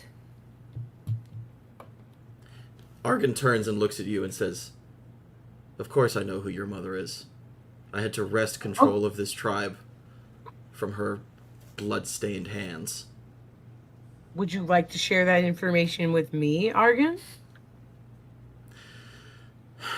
Your mother was a traitor.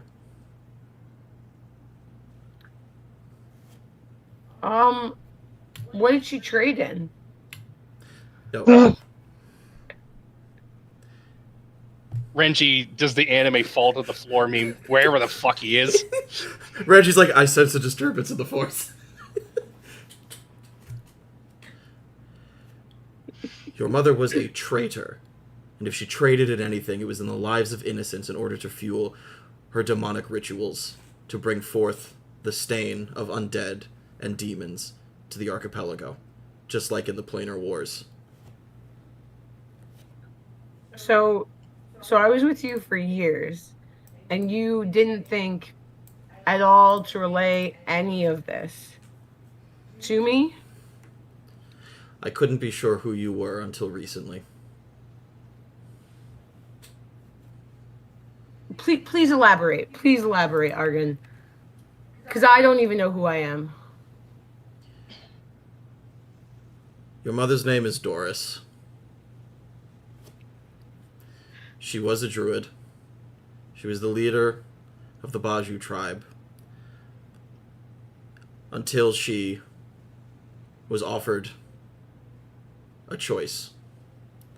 She chose wrong, and after she left, or after I made her leave, the archipelago began to fill with undead and demonic and aberrational creatures. I know now that what I did was correct.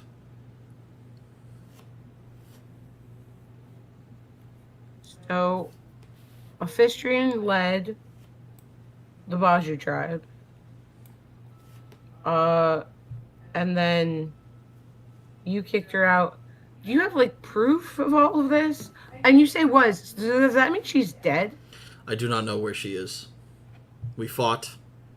I banished her. She left.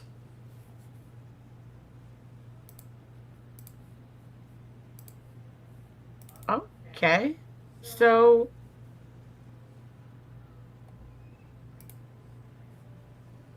Alright. Where is the proof? Can you give me some modicum of proof that anything of what you're saying is true? Many of these men, of these druids, were here when the conflict took place. And many of them have seen the horrors that have remained after the fact.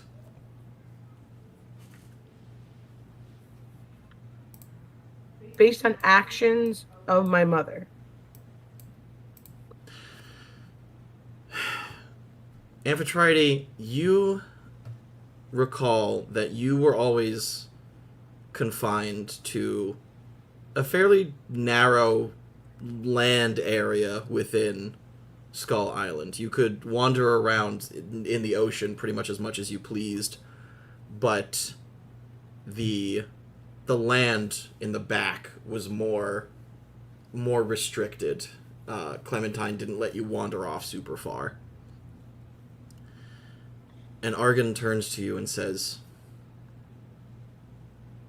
"We were forced out of our ancestral home on Skull Island, where we spent years caring for the beasts that lived there, because after your mother made her choice and left, something happened.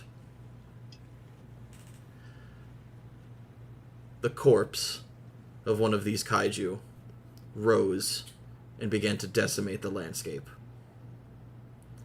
Now, I have spent my time searching for some method to stop it, to stop that, and to stop him," and she points at Galen, "from doing any more havoc to the natural order of things."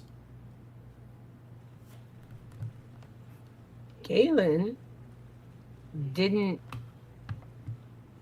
didn't happen because Galen wanted it. He is a byproduct of the very energies that brought that thing back from the dead. Something your mother did is causing negative energies to flood into the material plane. You've seen it. The aberrations that exist, the undead roaming freely around. We, and she gestures around, are the only thing that can stop it. Now, I have seen actual abominations, and they don't seem to have, like, a care of who, like, what they're doing or who they're hurting. Galen isn't that. So I don't understand how you can just judge him by looking at him. Give it time. She's just very confused. I agree. I think you are confused, Argon. I am firm in my beliefs, and I believe that it is you who is confused, Amphitrite. I mean, spoken like a zealot, I guess. Is it zealotry to want to restore the natural order of things to the archipelago? You have seen the effects that the undead and these aberrations have had on our place of living, on our place of worship. There are beasts and there are monsters, and there are things that live here and there are things that should not be here. We are dedicated to removing them. You, I thought, knew this when you were living with us.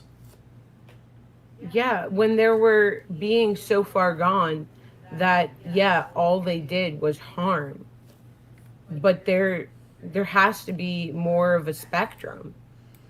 All right? And who are you, who are any of us to say where that line is, and I mean, who doesn't belong here?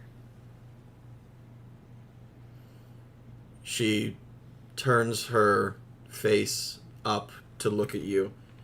She stays a decent distance away still, but she turns up to look at you and she says, "I am who I am because I made the choice to protect my people and this place.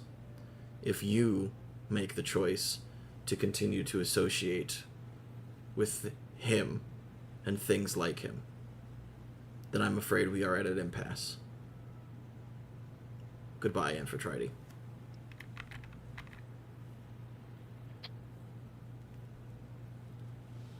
You okay, Galen? Oh, I'm completely fine. I've only met one particular fistrine in my lifetime, and that was a very large brute of a fellow. And besides, Giraffe? Yes, indeed. We have something in common. Besides, my condition is only on the exterior. How I live or not live is dictated by she who gives the watery embrace.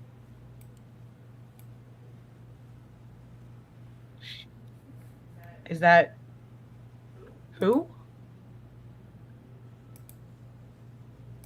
Are you talking about Virus? Goodness, no. My family's never really had much consort with a deity that would presume to control something as wild and changeable as the sea. Oh, at least we can agree on that. Too. But I don't know. Hopefully Argan's small-minded view will open before she causes real damage.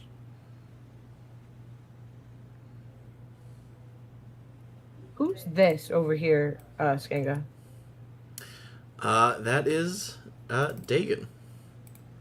That is Dagon. That is Argan's daughter. You would know Dagon Windbreeze as well. So you see Dagon. Dagon is a quiet. Hey Renji, what the fuck? What? How did Renji get here? I followed you. Renji, can you not let me do anything for myself? I was just here to see Dagon. Yeah, sure. Mm-hmm. All right, fine. I'll just leave. Excuse me. Alright, oh fucking god.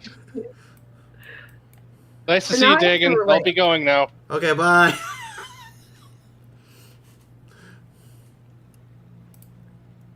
Alright, I'm gonna approach Dagon.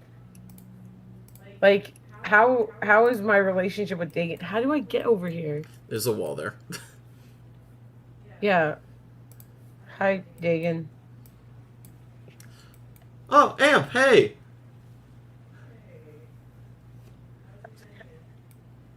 I can't hear you, Seth. How's it hanging? I know you said something because I heard it, but... oh, it's good. You know, I'm just kicking my little feet off this cliff. Riveting, riveting. How have things been with the tribe since Renji and I left? I mean, kind of the same, I guess. It's not super different. We're doing a lot of wandering around and stuff still. You mean you're doing nomadic things as a nomadic tribe? I know, crazy, right? Has your mom gotten more intense? Yeah, I think so, but you know, she's looking for stuff, and it's hard to look for stuff when you're constantly moving. I guess in moving constantly you're also looking for stuff, but that's like a different thing, you know? Yeah. But she's real worried about the kaiju on Skull Island. So she's looking for something that can kill or reverse the big undead one. Because that's real scary. Skanga, do I know who the big undead one is? You do not. Can I roll? I'm going to say no. And I'm going to say no because you... I'm going to double check my timeline. I might get in that 20, and you might have to give me information you don't want to give me. That too. No,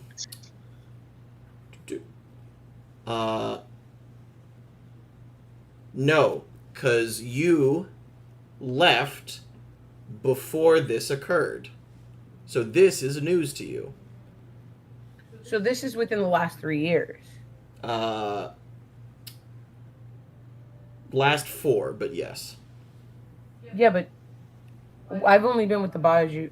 I've only been with House Hane for the last 3 years. If it was 4 years, I would have been with the Baju tribe.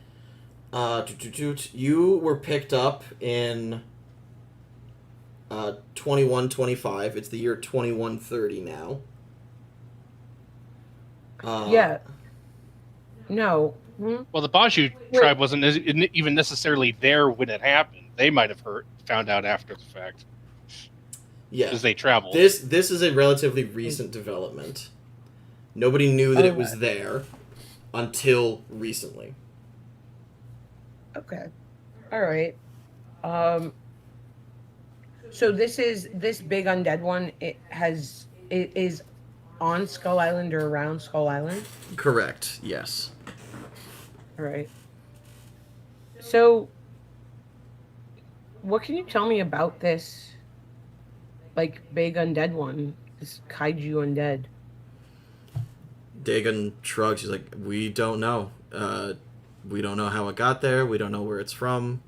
But it's to raise an undead of that size must have taken some extremely powerful magic. And so that worries us about the power of the individual who would have done this.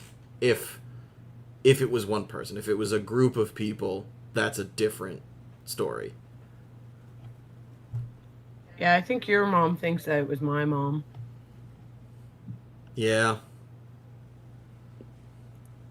Which is wild, because I don't even know who my mom is. I didn't even know she was a druid. Well, I didn't know there were Fistrian druids. Oh, no, she wasn't a Fistrian.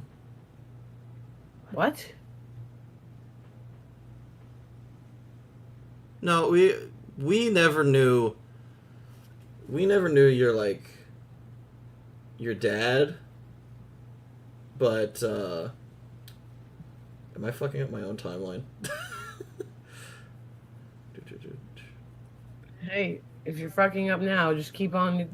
I know. Just keep on fucking. Just keep on fucking. They don't half-ass it. You might as well full-ass it. Might as well whole-ass it.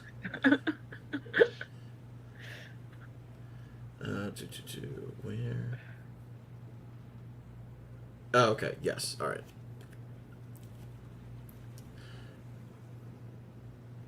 I mean, my mom was looking for your mom, we guess, but when we tried to use a locate person, we got you instead. So we don't know where she is. But because the spell worked on you, we know that it's related. So, does that mean I'm half Fistrian? Maybe. But if my mom wasn't a Fistrian, and I'm a Fistrian... Yeah, it happens, you know. Yeah, but like... I'm like a quarter orc. But what was my mom? Like, what was her race? She was a human.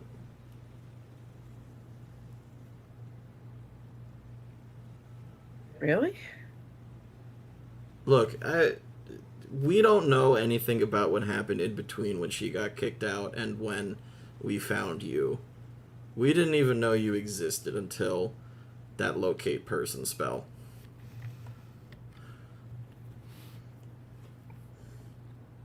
And the more questions I get answered, the more questions I have. Dagon pats you on the shoulder. He's like, I know, buddy. I know.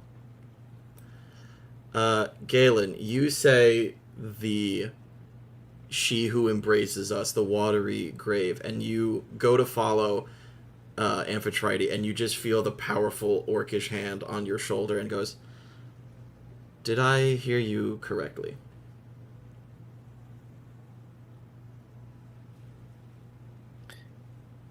Indeed. I'm going to have her roll a history check. She's going to do so with advantage because Amphitrite said your first name. That's an 11.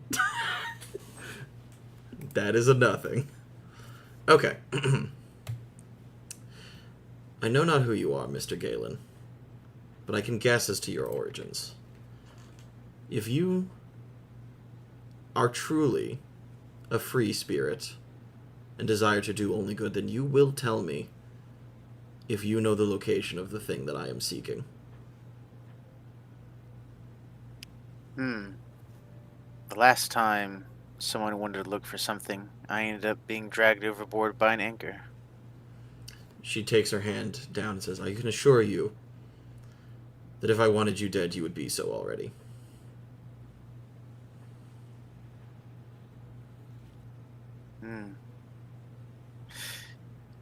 Careful. Wethbys find a way. Her eyes narrow at you. So you do have it.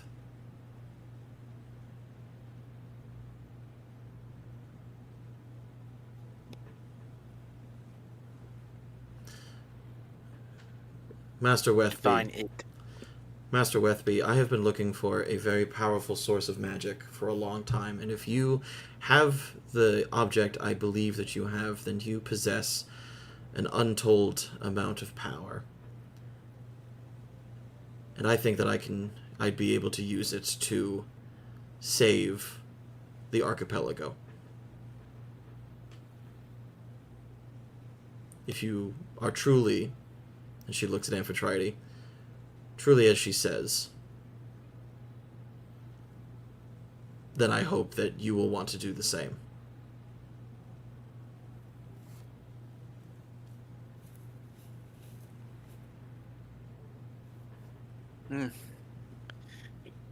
The archipelago has done so much for my family over the generations, and we do love it.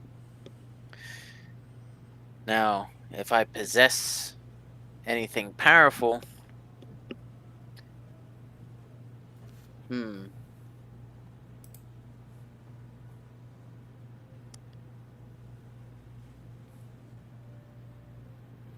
I would say I have perhaps the vessel. And you believe the power to be elsewhere?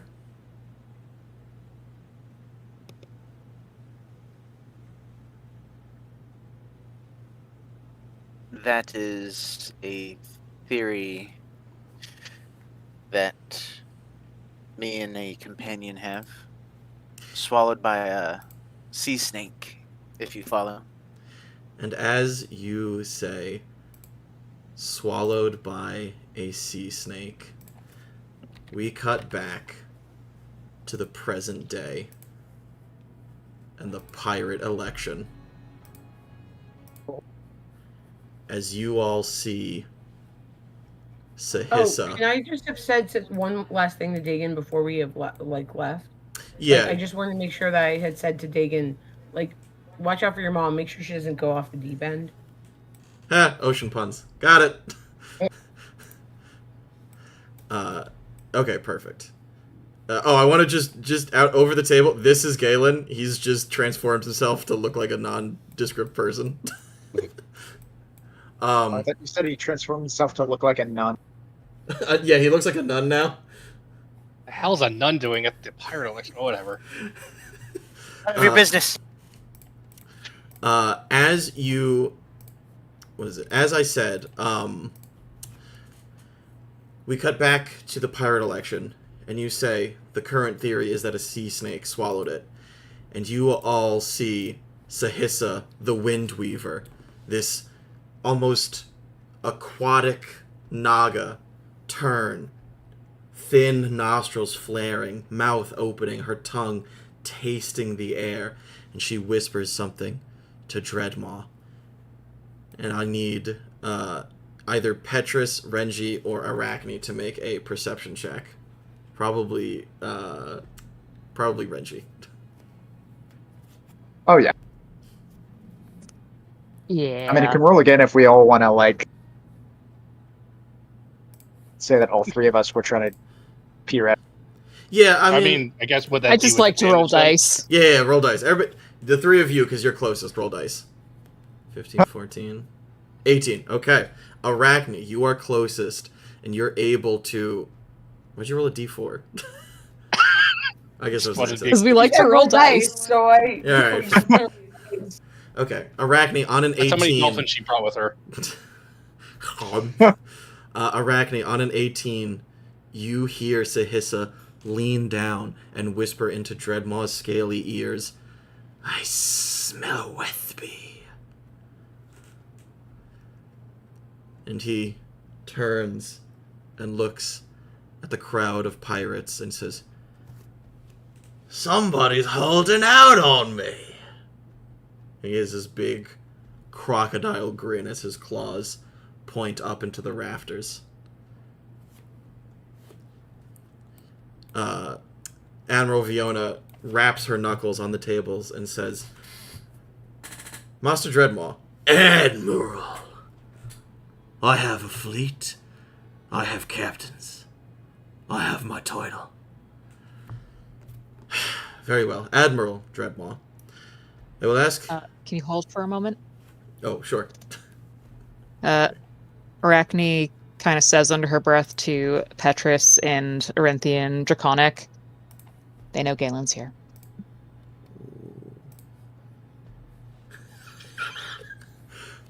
He swears in goblin.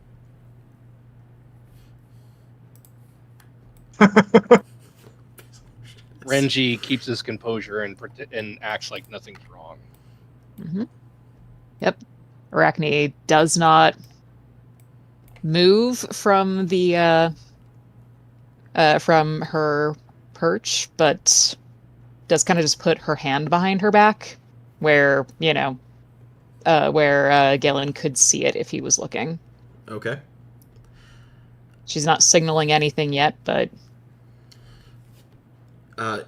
okay. So you see, so you hear that, you pass that message on to Renji, and then to Petrus or just to Renji? Because you to Petrus, because Renji doesn't speak Arinthian Draconic. Oh, Arinthian Draconic. Okay, yes. It's different dialects. No, it's I mean, he different can dialects. roll something to understand. No. Okay, so you pass to Petrus. Petrus swears in Goblin. Yes. Okay. Yes. Incredible. Like neutral faced, but it's just like bark crash or something like Yeah. Oh wait, let me check something. I think headcanon- based on Renji's passive insight, he just kind of gets the feeling of this is a tense moment.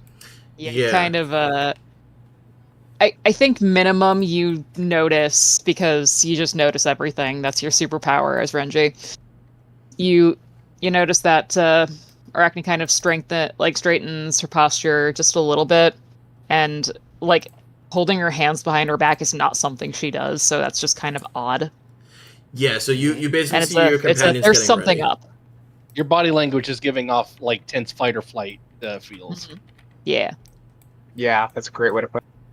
Oh, Okay. God, oh no! Okay. You see two things happen. Number one, Admiral Viona, the silver hair. Where is she? Admiral Silverhair Viona. She raps her knuckles on the tables and says, Admiral Dreadmaw, if you wish to attend this meeting as you have already consumed from the chalice, you will abide by the rules and customs. No threats, no sword fights, no fist fights. Nor any fighting or violence of any kind while seated at the table having drunk from the chalice. And he, like... No blood on the deck. Yeah, no blood on the deck. Oh, that's a great way to put it. Perfect. Dreadmaw, like, goes back and sits in his seat, but, like, grips the arms of the chair and drags his claws down them, or up them, and makes deep gouges in them. And at the same time, Petrus, you swear in Goblin, and there is now a goblin next to you. And he's just like, hey! Sorry, Okay, no, it's cool. that was Renji looks over Petrus's shoulder. Oh, hey, Blast Bucket. Oh, hey, Reggie, what's up? that wasn't towards you. It was just Okay, just checking. Yeah. Hup, hup, You're hup, hup, hup, hup, hup, hup. I do not bite my. I bite my thumb, but I do not bite my thumb at thee. Are we biting thumbs? I'll bite thumbs off. No. Yeah, just careful what you say, Ron. That's Blast Bucket. I believe that's Blood Flag's quartermaster. He's a little energetic. I noticed. Goblins don't look at explosives. Okay. So, you are all Here's sitting two, there. my good. Where? Yes, Yes. okay. Thank you, Rich. Yes, he did sense the Megadel. Okay, nope. That's what I wanted. Okay, so, just as a reminder, the captains here are Sekhipi Zephyros, the captain of the Last Glance, Admiral Viona Silverhair, she captains the Celerity, Admiral Herrick the Kraken Caden, a magus, unlike many others, Shavanya the Rapier, she is, and Renji, you would know this, she is the daughter of the lost Pirate King, which is why they are having this meeting. And then, surprisingly, Captain Bloodflag, who captains the Tide Ripper. And it is unusual to see him here because generally he maintains an air of neutrality, but that's because he is more concerned with pillaging and killing than he is with politics. He's in it for the game of it, not the politics. He's literally He's in it for love. He's literally in it for the love of the game. For the Mets, baby. For the Mets. Love the Nets.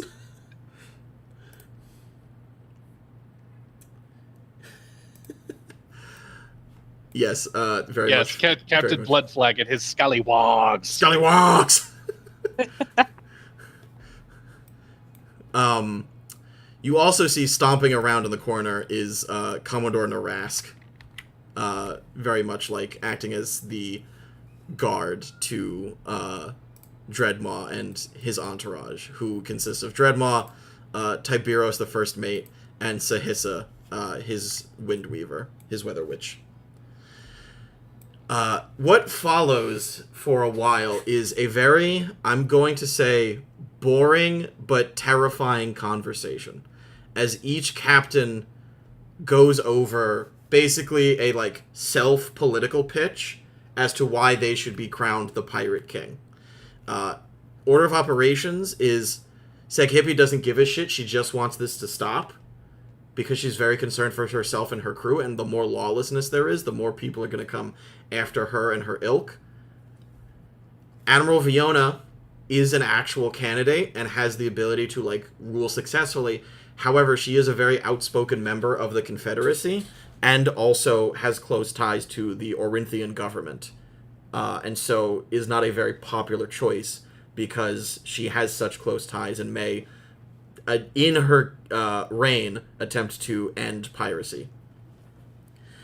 It's funny because it's like the idea. It's like it's the reverse of a politician. A politician has too many ties to corporate stuff, and like we don't like her for that. This is a pirate who has too many ties to good political folk. Yeah. Herrick Caden is in it for the collection of loot. He is in it specifically to collect the tribute from all of the other pirates because he is a collector and purveyor of magical objects and artifacts, like many people in the archipelago, but he cranks it up to 11.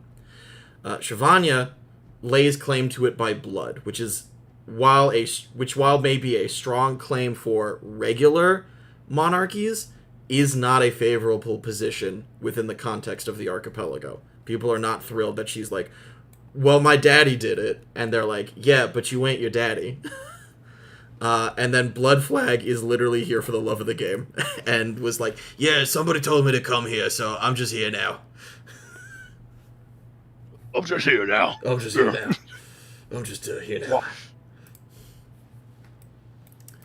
now. So what follows is a very boring but enlightening political conversation. Is there anything that you guys do while this conversation is happening? So you're listening to the conversation but can still take actions and do other things in this space.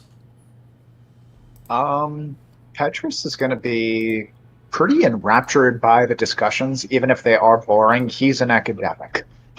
This is potential, even if he's not like political science major, this is still historical in the making. Mm-hmm. So his attention while is this fully on the. go ahead. No, that's all I was going to say. It's just straight up. It's history in the Cool. making. Yeah. Yeah. Okay. While Arachne. Renji's doing Renji. this, he's quietly doing a ritual casting of Wind Compass. Okay. Remind me of what Wind Compass does. Does that let you choose until the spell ends? You cannot become lost except by magical means, and you have advantage on saving throws against becoming charmed or frightened. Okay. Interesting. He's going to turn to Petrus right quick. Mm-hmm. Like, I need to use the ladies' room. Do you mind taking some notes for me? She hands him a Not at all. notebook. All right, and Petrus she's already going. has a pen out. Oh, absolutely. And she's just going to, get lost looking for the bathroom. Conveniently. Conveniently. Okay. I'm like, excuse me. And she says this, at a speaking tone. Yeah, it's like, do you know where the ladies' room is? And you're talking to the polymorphed or transformed or disguised self, Galen. 100%, and presumably knowing exactly who this is. Yeah, that's fair. You saw Galen walk up there, you turned around, Galen was no longer up there. And somebody else was there. Yeah. Like, do you know where the ladies' room is? Oh yeah, it's over there on the left, and then it's like the next stage down. Oh, sorry, I'm terrible with directions. Do you mind showing me? Oh yeah, sure, not a problem. Mm-hmm. And once they are at a comfortably safe distance, it's like, so they know you're here. She can smell you, the snake lady. Oh. Right. I had a bad feeling before they even came through the door. Yeah. Don't. I wouldn't leave because your absence would be noted. Wait until the crowd disperses. See if we can get a gust of wind going in the wrong direction to dissipate the smell and see what we got going on there. Should be able to escape unnoticed.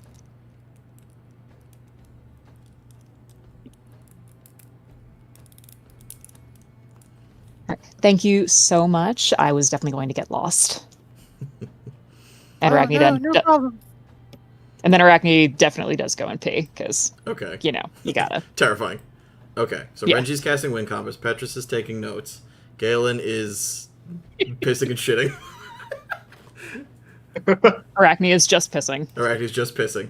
Amphitrite, are you doing anything specific during this, or are you just like, wow, this is really boring? I mean, Rask is right there. Yeah. He is right Can there. He is right there. The thing is that this is, I even Amphitrite can notice that this is not great. I'm gonna go to Renji. With Pip. Renji. All right. I need you to convince me not to go atomic on Narask right now. Just keep your cool. We're not here to fight anything. This is no blood in the deck, and that also includes the audience. We can't interfere. Just don't look at him. Don't even acknowledge he's here. He's clearly here, Renji. And I'm very upset. But I mean, if you want to leave, you can. You don't have to stay here. I kind of have to stay here because if things go south, I kind of gotta be here, man. I know, but it's but if you think you being here is going to cause an incident, we don't want to cause an incident. Speaking of which, I'm going to ask for a stealth check from Amphitrite. A stealth check? Correct. Oh shit! What about me screams stealth to you, Skanga? Nothing, but I It's just assume not if being you're, noticed. it's just not being noticed by Narask. Now I'll tell you. Oh wow, that's crazy. Hell yeah! Okay. All right, I guess I'm stealthy as shit. Jesus Hell yeah. fuck. All right. A Oh wait, shark I with have Groucho Marx. proficiency in stealth. I have proficiency in stealth. What am I talking about? I don't know why, but that is funny. Okay, yeah, his passive perception's a 15. So on a 15, you avoid. He's not paying attention to you. He's looking like out in the other direction. So you're able to safely converse with Renji because he does not notice you. Narask does not notice you. Good shit. Good shit. That shark eyesight, that's shit. The conversation. Can I make a roll to calm the fuck down though? Yeah, give me a wisdom saving throw, and you have an advantage because Pip is your therapy animal. Petting Pip, maybe a little too much. I was gonna say this is a stress toy. Whenever you feel the urge to cause mischief, squeeze it.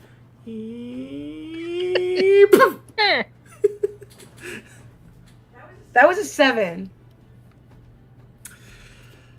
Oh, Amphitrite, do you have a curse too? Curse of indescribable rage. Let me clarify, that was a Sam, I Sam know. question, I know. but still. All right, Amphitrite, you have failed a wisdom saving throw. Do you, in fact, go apeshit? Shit. Okay, where is Narask? Right here. He is on the other side of this flimsy wooden wall. Aren't we on a raised platform overlooking the thing? No, that's if you're up here. Well, I could have sworn this was a raised thing. No, Yeah, it looks like that to me too. this is a wall. so I'm pretty sure sorry, this is a Zane. wall. I thought it was a railing overlooking the main chamber down there. No, because this is a door. You walk through this to get here. Okay, counterpoint. Alright. It looks like there's a ladder connecting underneath. Okay, never mind. It doesn't matter. Can I British bombarded? Oh, does this not connect? Oh, am I losing my shit? Oh, that. No. It totally does. It just looked like it could have been connected underneath with this. No, but I think you're right. No, I think based on the shading, it does connect underneath. That's confusing. Because now I'm like, wait, Sam is saying makes more sense. Because I thought that if you were up here, Does that hit him? he is gonna use Skin of the Teeth. He doesn't notice me. Oh shit! Yeah, He did not see me. He cannot use it because this is. See, yeah. that's right. Yeah, he Hacker, can't- you can see. Attacker, you can see. He didn't see you. Okay, so you hit him. So go ahead and roll damage. Okay. Yeah, I thought that. So it's you walk. So basically, so my confusion was I thought it was you were like here and you walked here, but it's you're here and you walk here and this is another raised platform. But then it's like, how do you get to this platform? I don't know, ladders. We'll edit it out in post. It's fine. Yeah. Oh my god, we need to stop saying that. No, we need to continue saying it's that a at good all bit. costs. Okay. It's a good Alright, bit. I'm gonna hide behind Renji after storing this though. Okay. Does he have another reaction that he can use? No, all he has is Skin of the Teeth. Damn. Okay. So you basically huck a barrel at him, and he just turns. He is going to grab the cannon off his back, slam it into the ground, and take a shot, because he can load and shoot the cannon as a bonus action and action. Okay. Yeah. That's a 21 to hit. Yeah, that hits Skanga. Or is Okay. it? Is he shooting at Amphitrite or is he shooting at me? He's shooting at Amphitrite. Okay. Which I'm hiding behind Renji now. Yeah, but you're bigger than he is. That's true. Half cover. No, that's me. I'm sorry. Alright, do you have a reaction you Alright. can use? No, because you can't use Only quaking tremors. quaking Yeah, tremors. so just the exit. only thing So I just can do is quaking so tremors. exit out of that. I did exit out of it. Okay. Well, it didn't roll damage, so. Okay. Good. Fuck me. All right. Oh, did it not? Is the animation not there? Damn it. All right. He boom shoots you. The cannonball rockets into you. Toot. Is he using his? Yeah, he's using the right cannon. And then he turns and he goes, "Boss, they're here." And Dreadmaw stands up and goes, "Traitorous dogs! I told you! I smelled me a Wethby." And he is going to move out and stand and stare and look at you all. And look at the three of you who are down here on the floor. And he's going to say, "Ah, pleasure to meet you." And he grins. "Now, which one of you has my luck?" And that is where we will end our session this evening. Holy shit. Okay.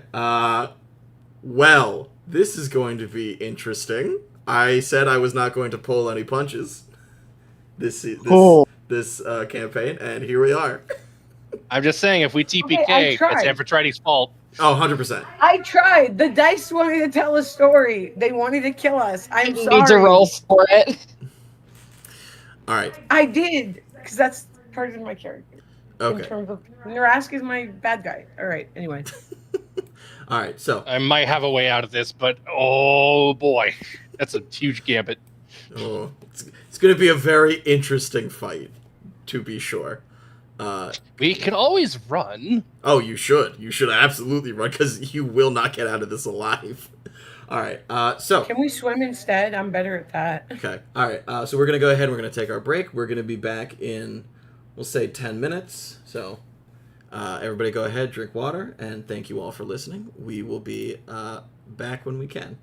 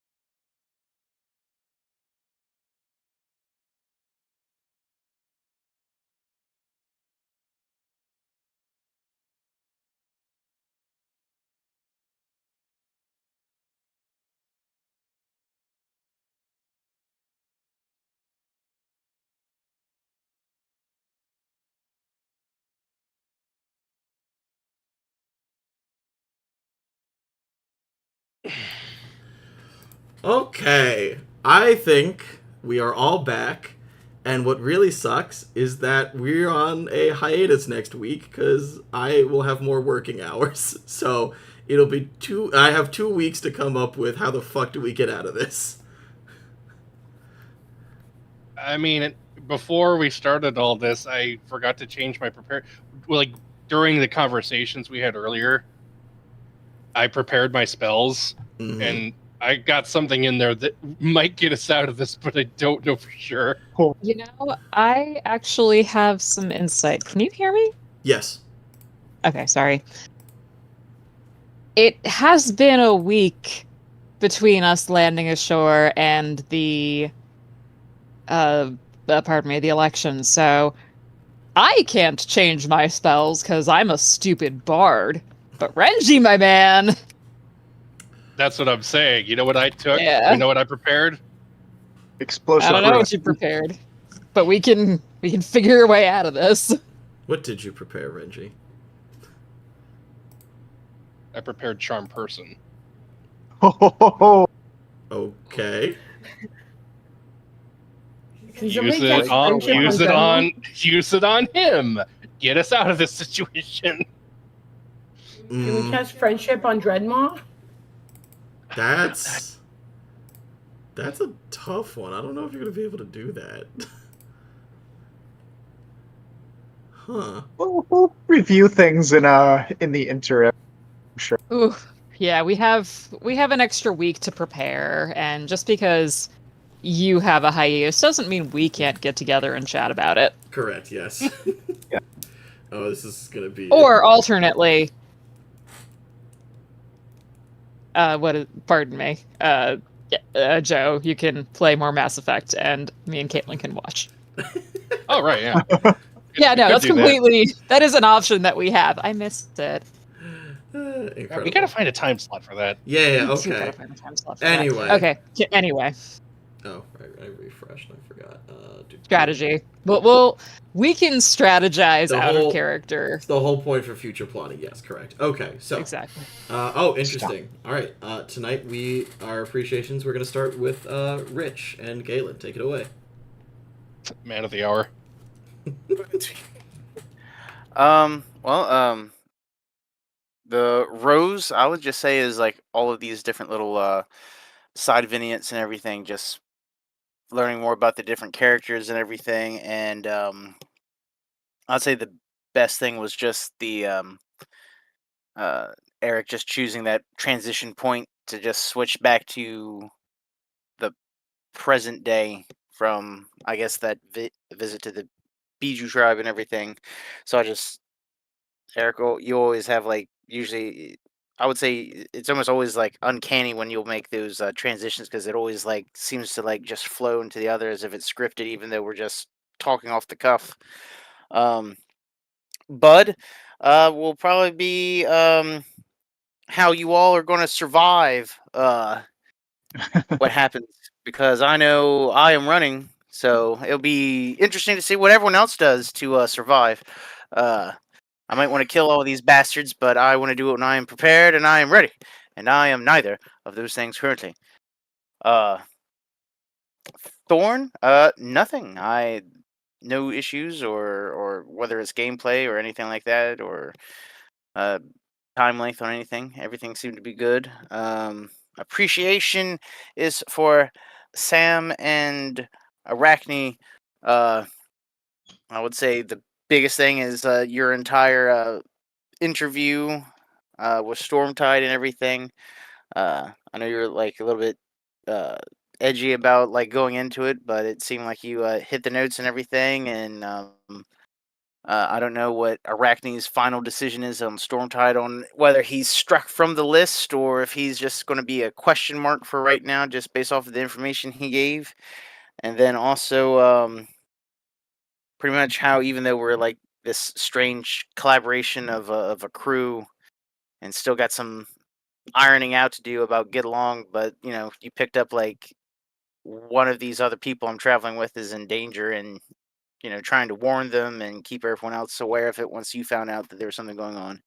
So it's just good. Like you're on revenge, but you're also like I need to watch out for these people that I'm traveling with too. So that's it for me. Thank you. Yeah, no, so this was a good session. I'm glad to have finally gotten that interview done.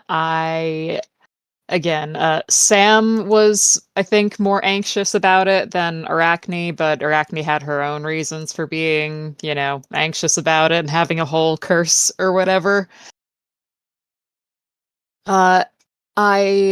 I'm really happy with what I took away from it. There is one question that I realize I have after the fact, and we'll edit it in post. It's fine. I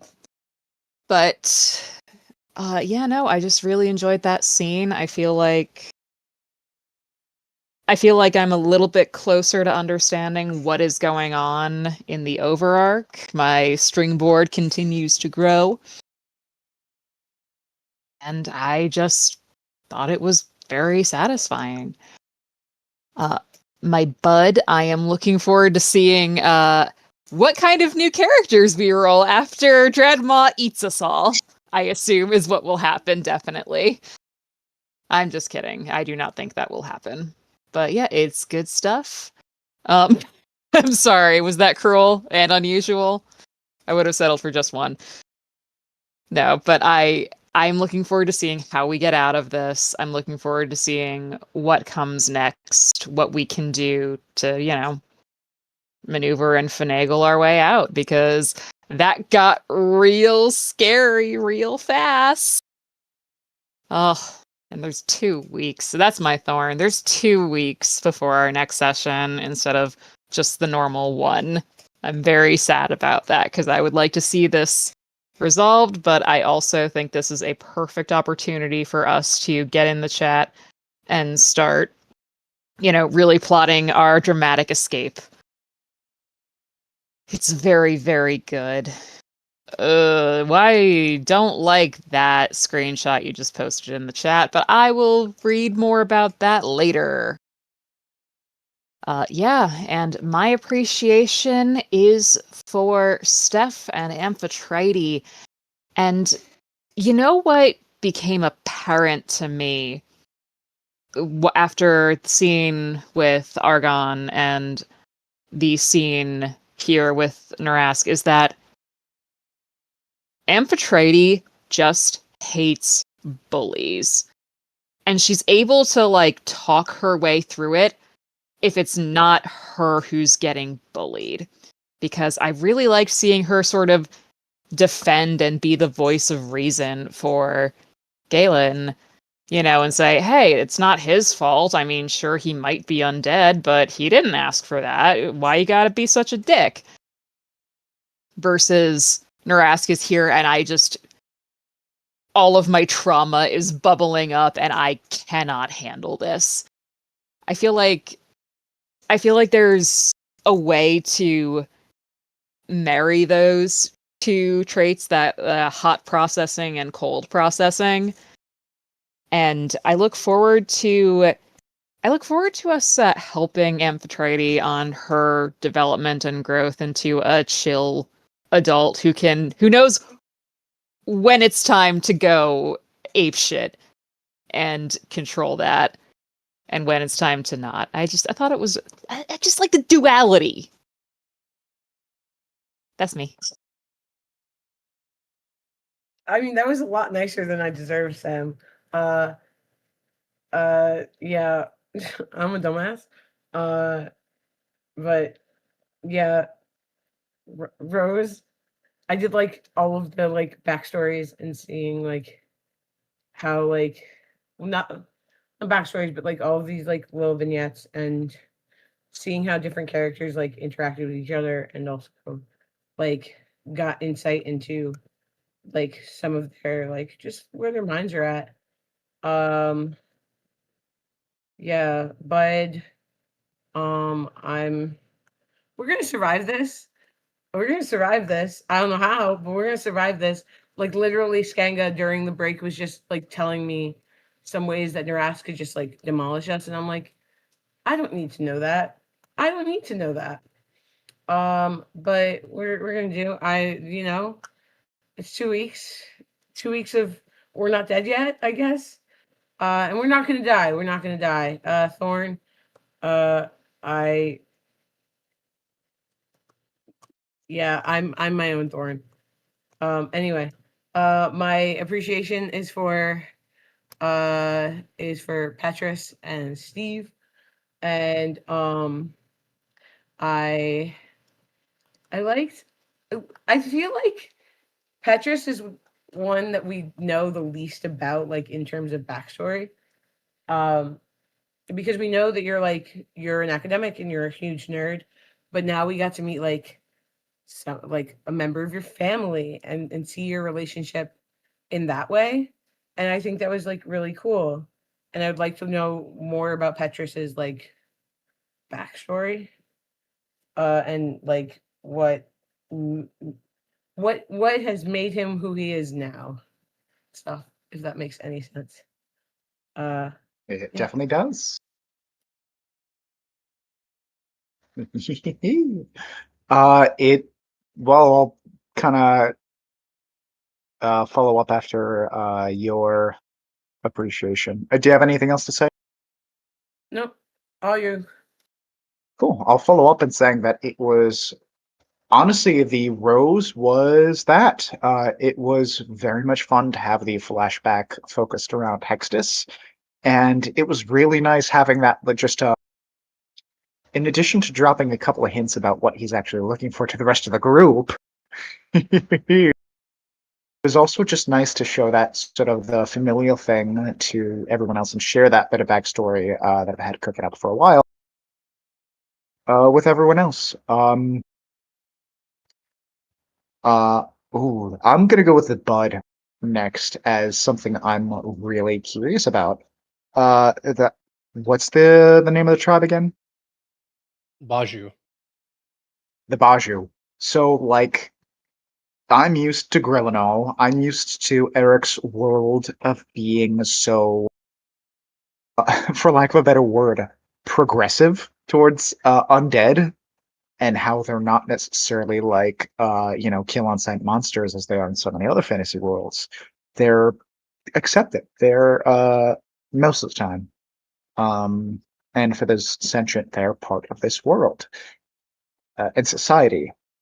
It was really interesting to see their the opposite in the standard like undead or abominations. They must all be like cleansed from an NPC in Eric's world, and that alone piqued my interest, and I'm curious to see how they're going to show up again in new campaign. Thorn will obviously go to just the shitty time that I've been having with this cat sitting situation and how it took away a lot of my enthusiasm from like D&D. But it also kind of feeds back into a rose in some ways, and just the fact that I know all of you. You know that I've had bad days here with playing D&D before, and you can understand any sort of low energy that I might bring to the table. And quite frankly, I was engaged for a good chunk of the session. Like, even with all the bad shit happening, there was a lot of really cool stuff that happens, and I'm glad that I was able to join. Player appreciation. Talk about like another bit of the fun bit of engagement. Doing the map finding out things. The first scene that we were both in with Mimsy, or what's the map name again? Mimsy. Mimsy. Oh, I was right. I feel like I'm so used to second guessing myself for things. That was such a fun scene. Like they're both the brainstorming and trying to figure out what this map might mean. That is trying to figure out a puzzle is again one of my favorite like things to do. And it was really fun trying to figure out this puzzle with Renji out of game. But it was also really neat seeing them kind of like bond over that. This is a side quest. This is the Renji and Petra side quest. And having that sort of a character growth and bonding time. It was really nice. And that's me. Take it away. Thank you. If we get out of this alive, we'll hunt down that map location. Okay, We but can't die here. We gotta find that treasure. yeah, you right. You're right. But our Rose for this session was the overall session with the flashbacks and fleshing out characters, fleshing out backstories, getting some engagement with NPCs that are related to our stories. It was nice. It feels like we're getting some more meat on this story. I like it. Bud, well, it's going to be interesting to see what happens next session if I can pull off this maneuver or not and potentially stop this fight from happening at all. And maybe Galen can sneak out the back door, just get away from here. Like Galen, Wethby, what are you talking about? We don't know Wethby. Just full on gaslight this guy if I can. You're not helping, Rich.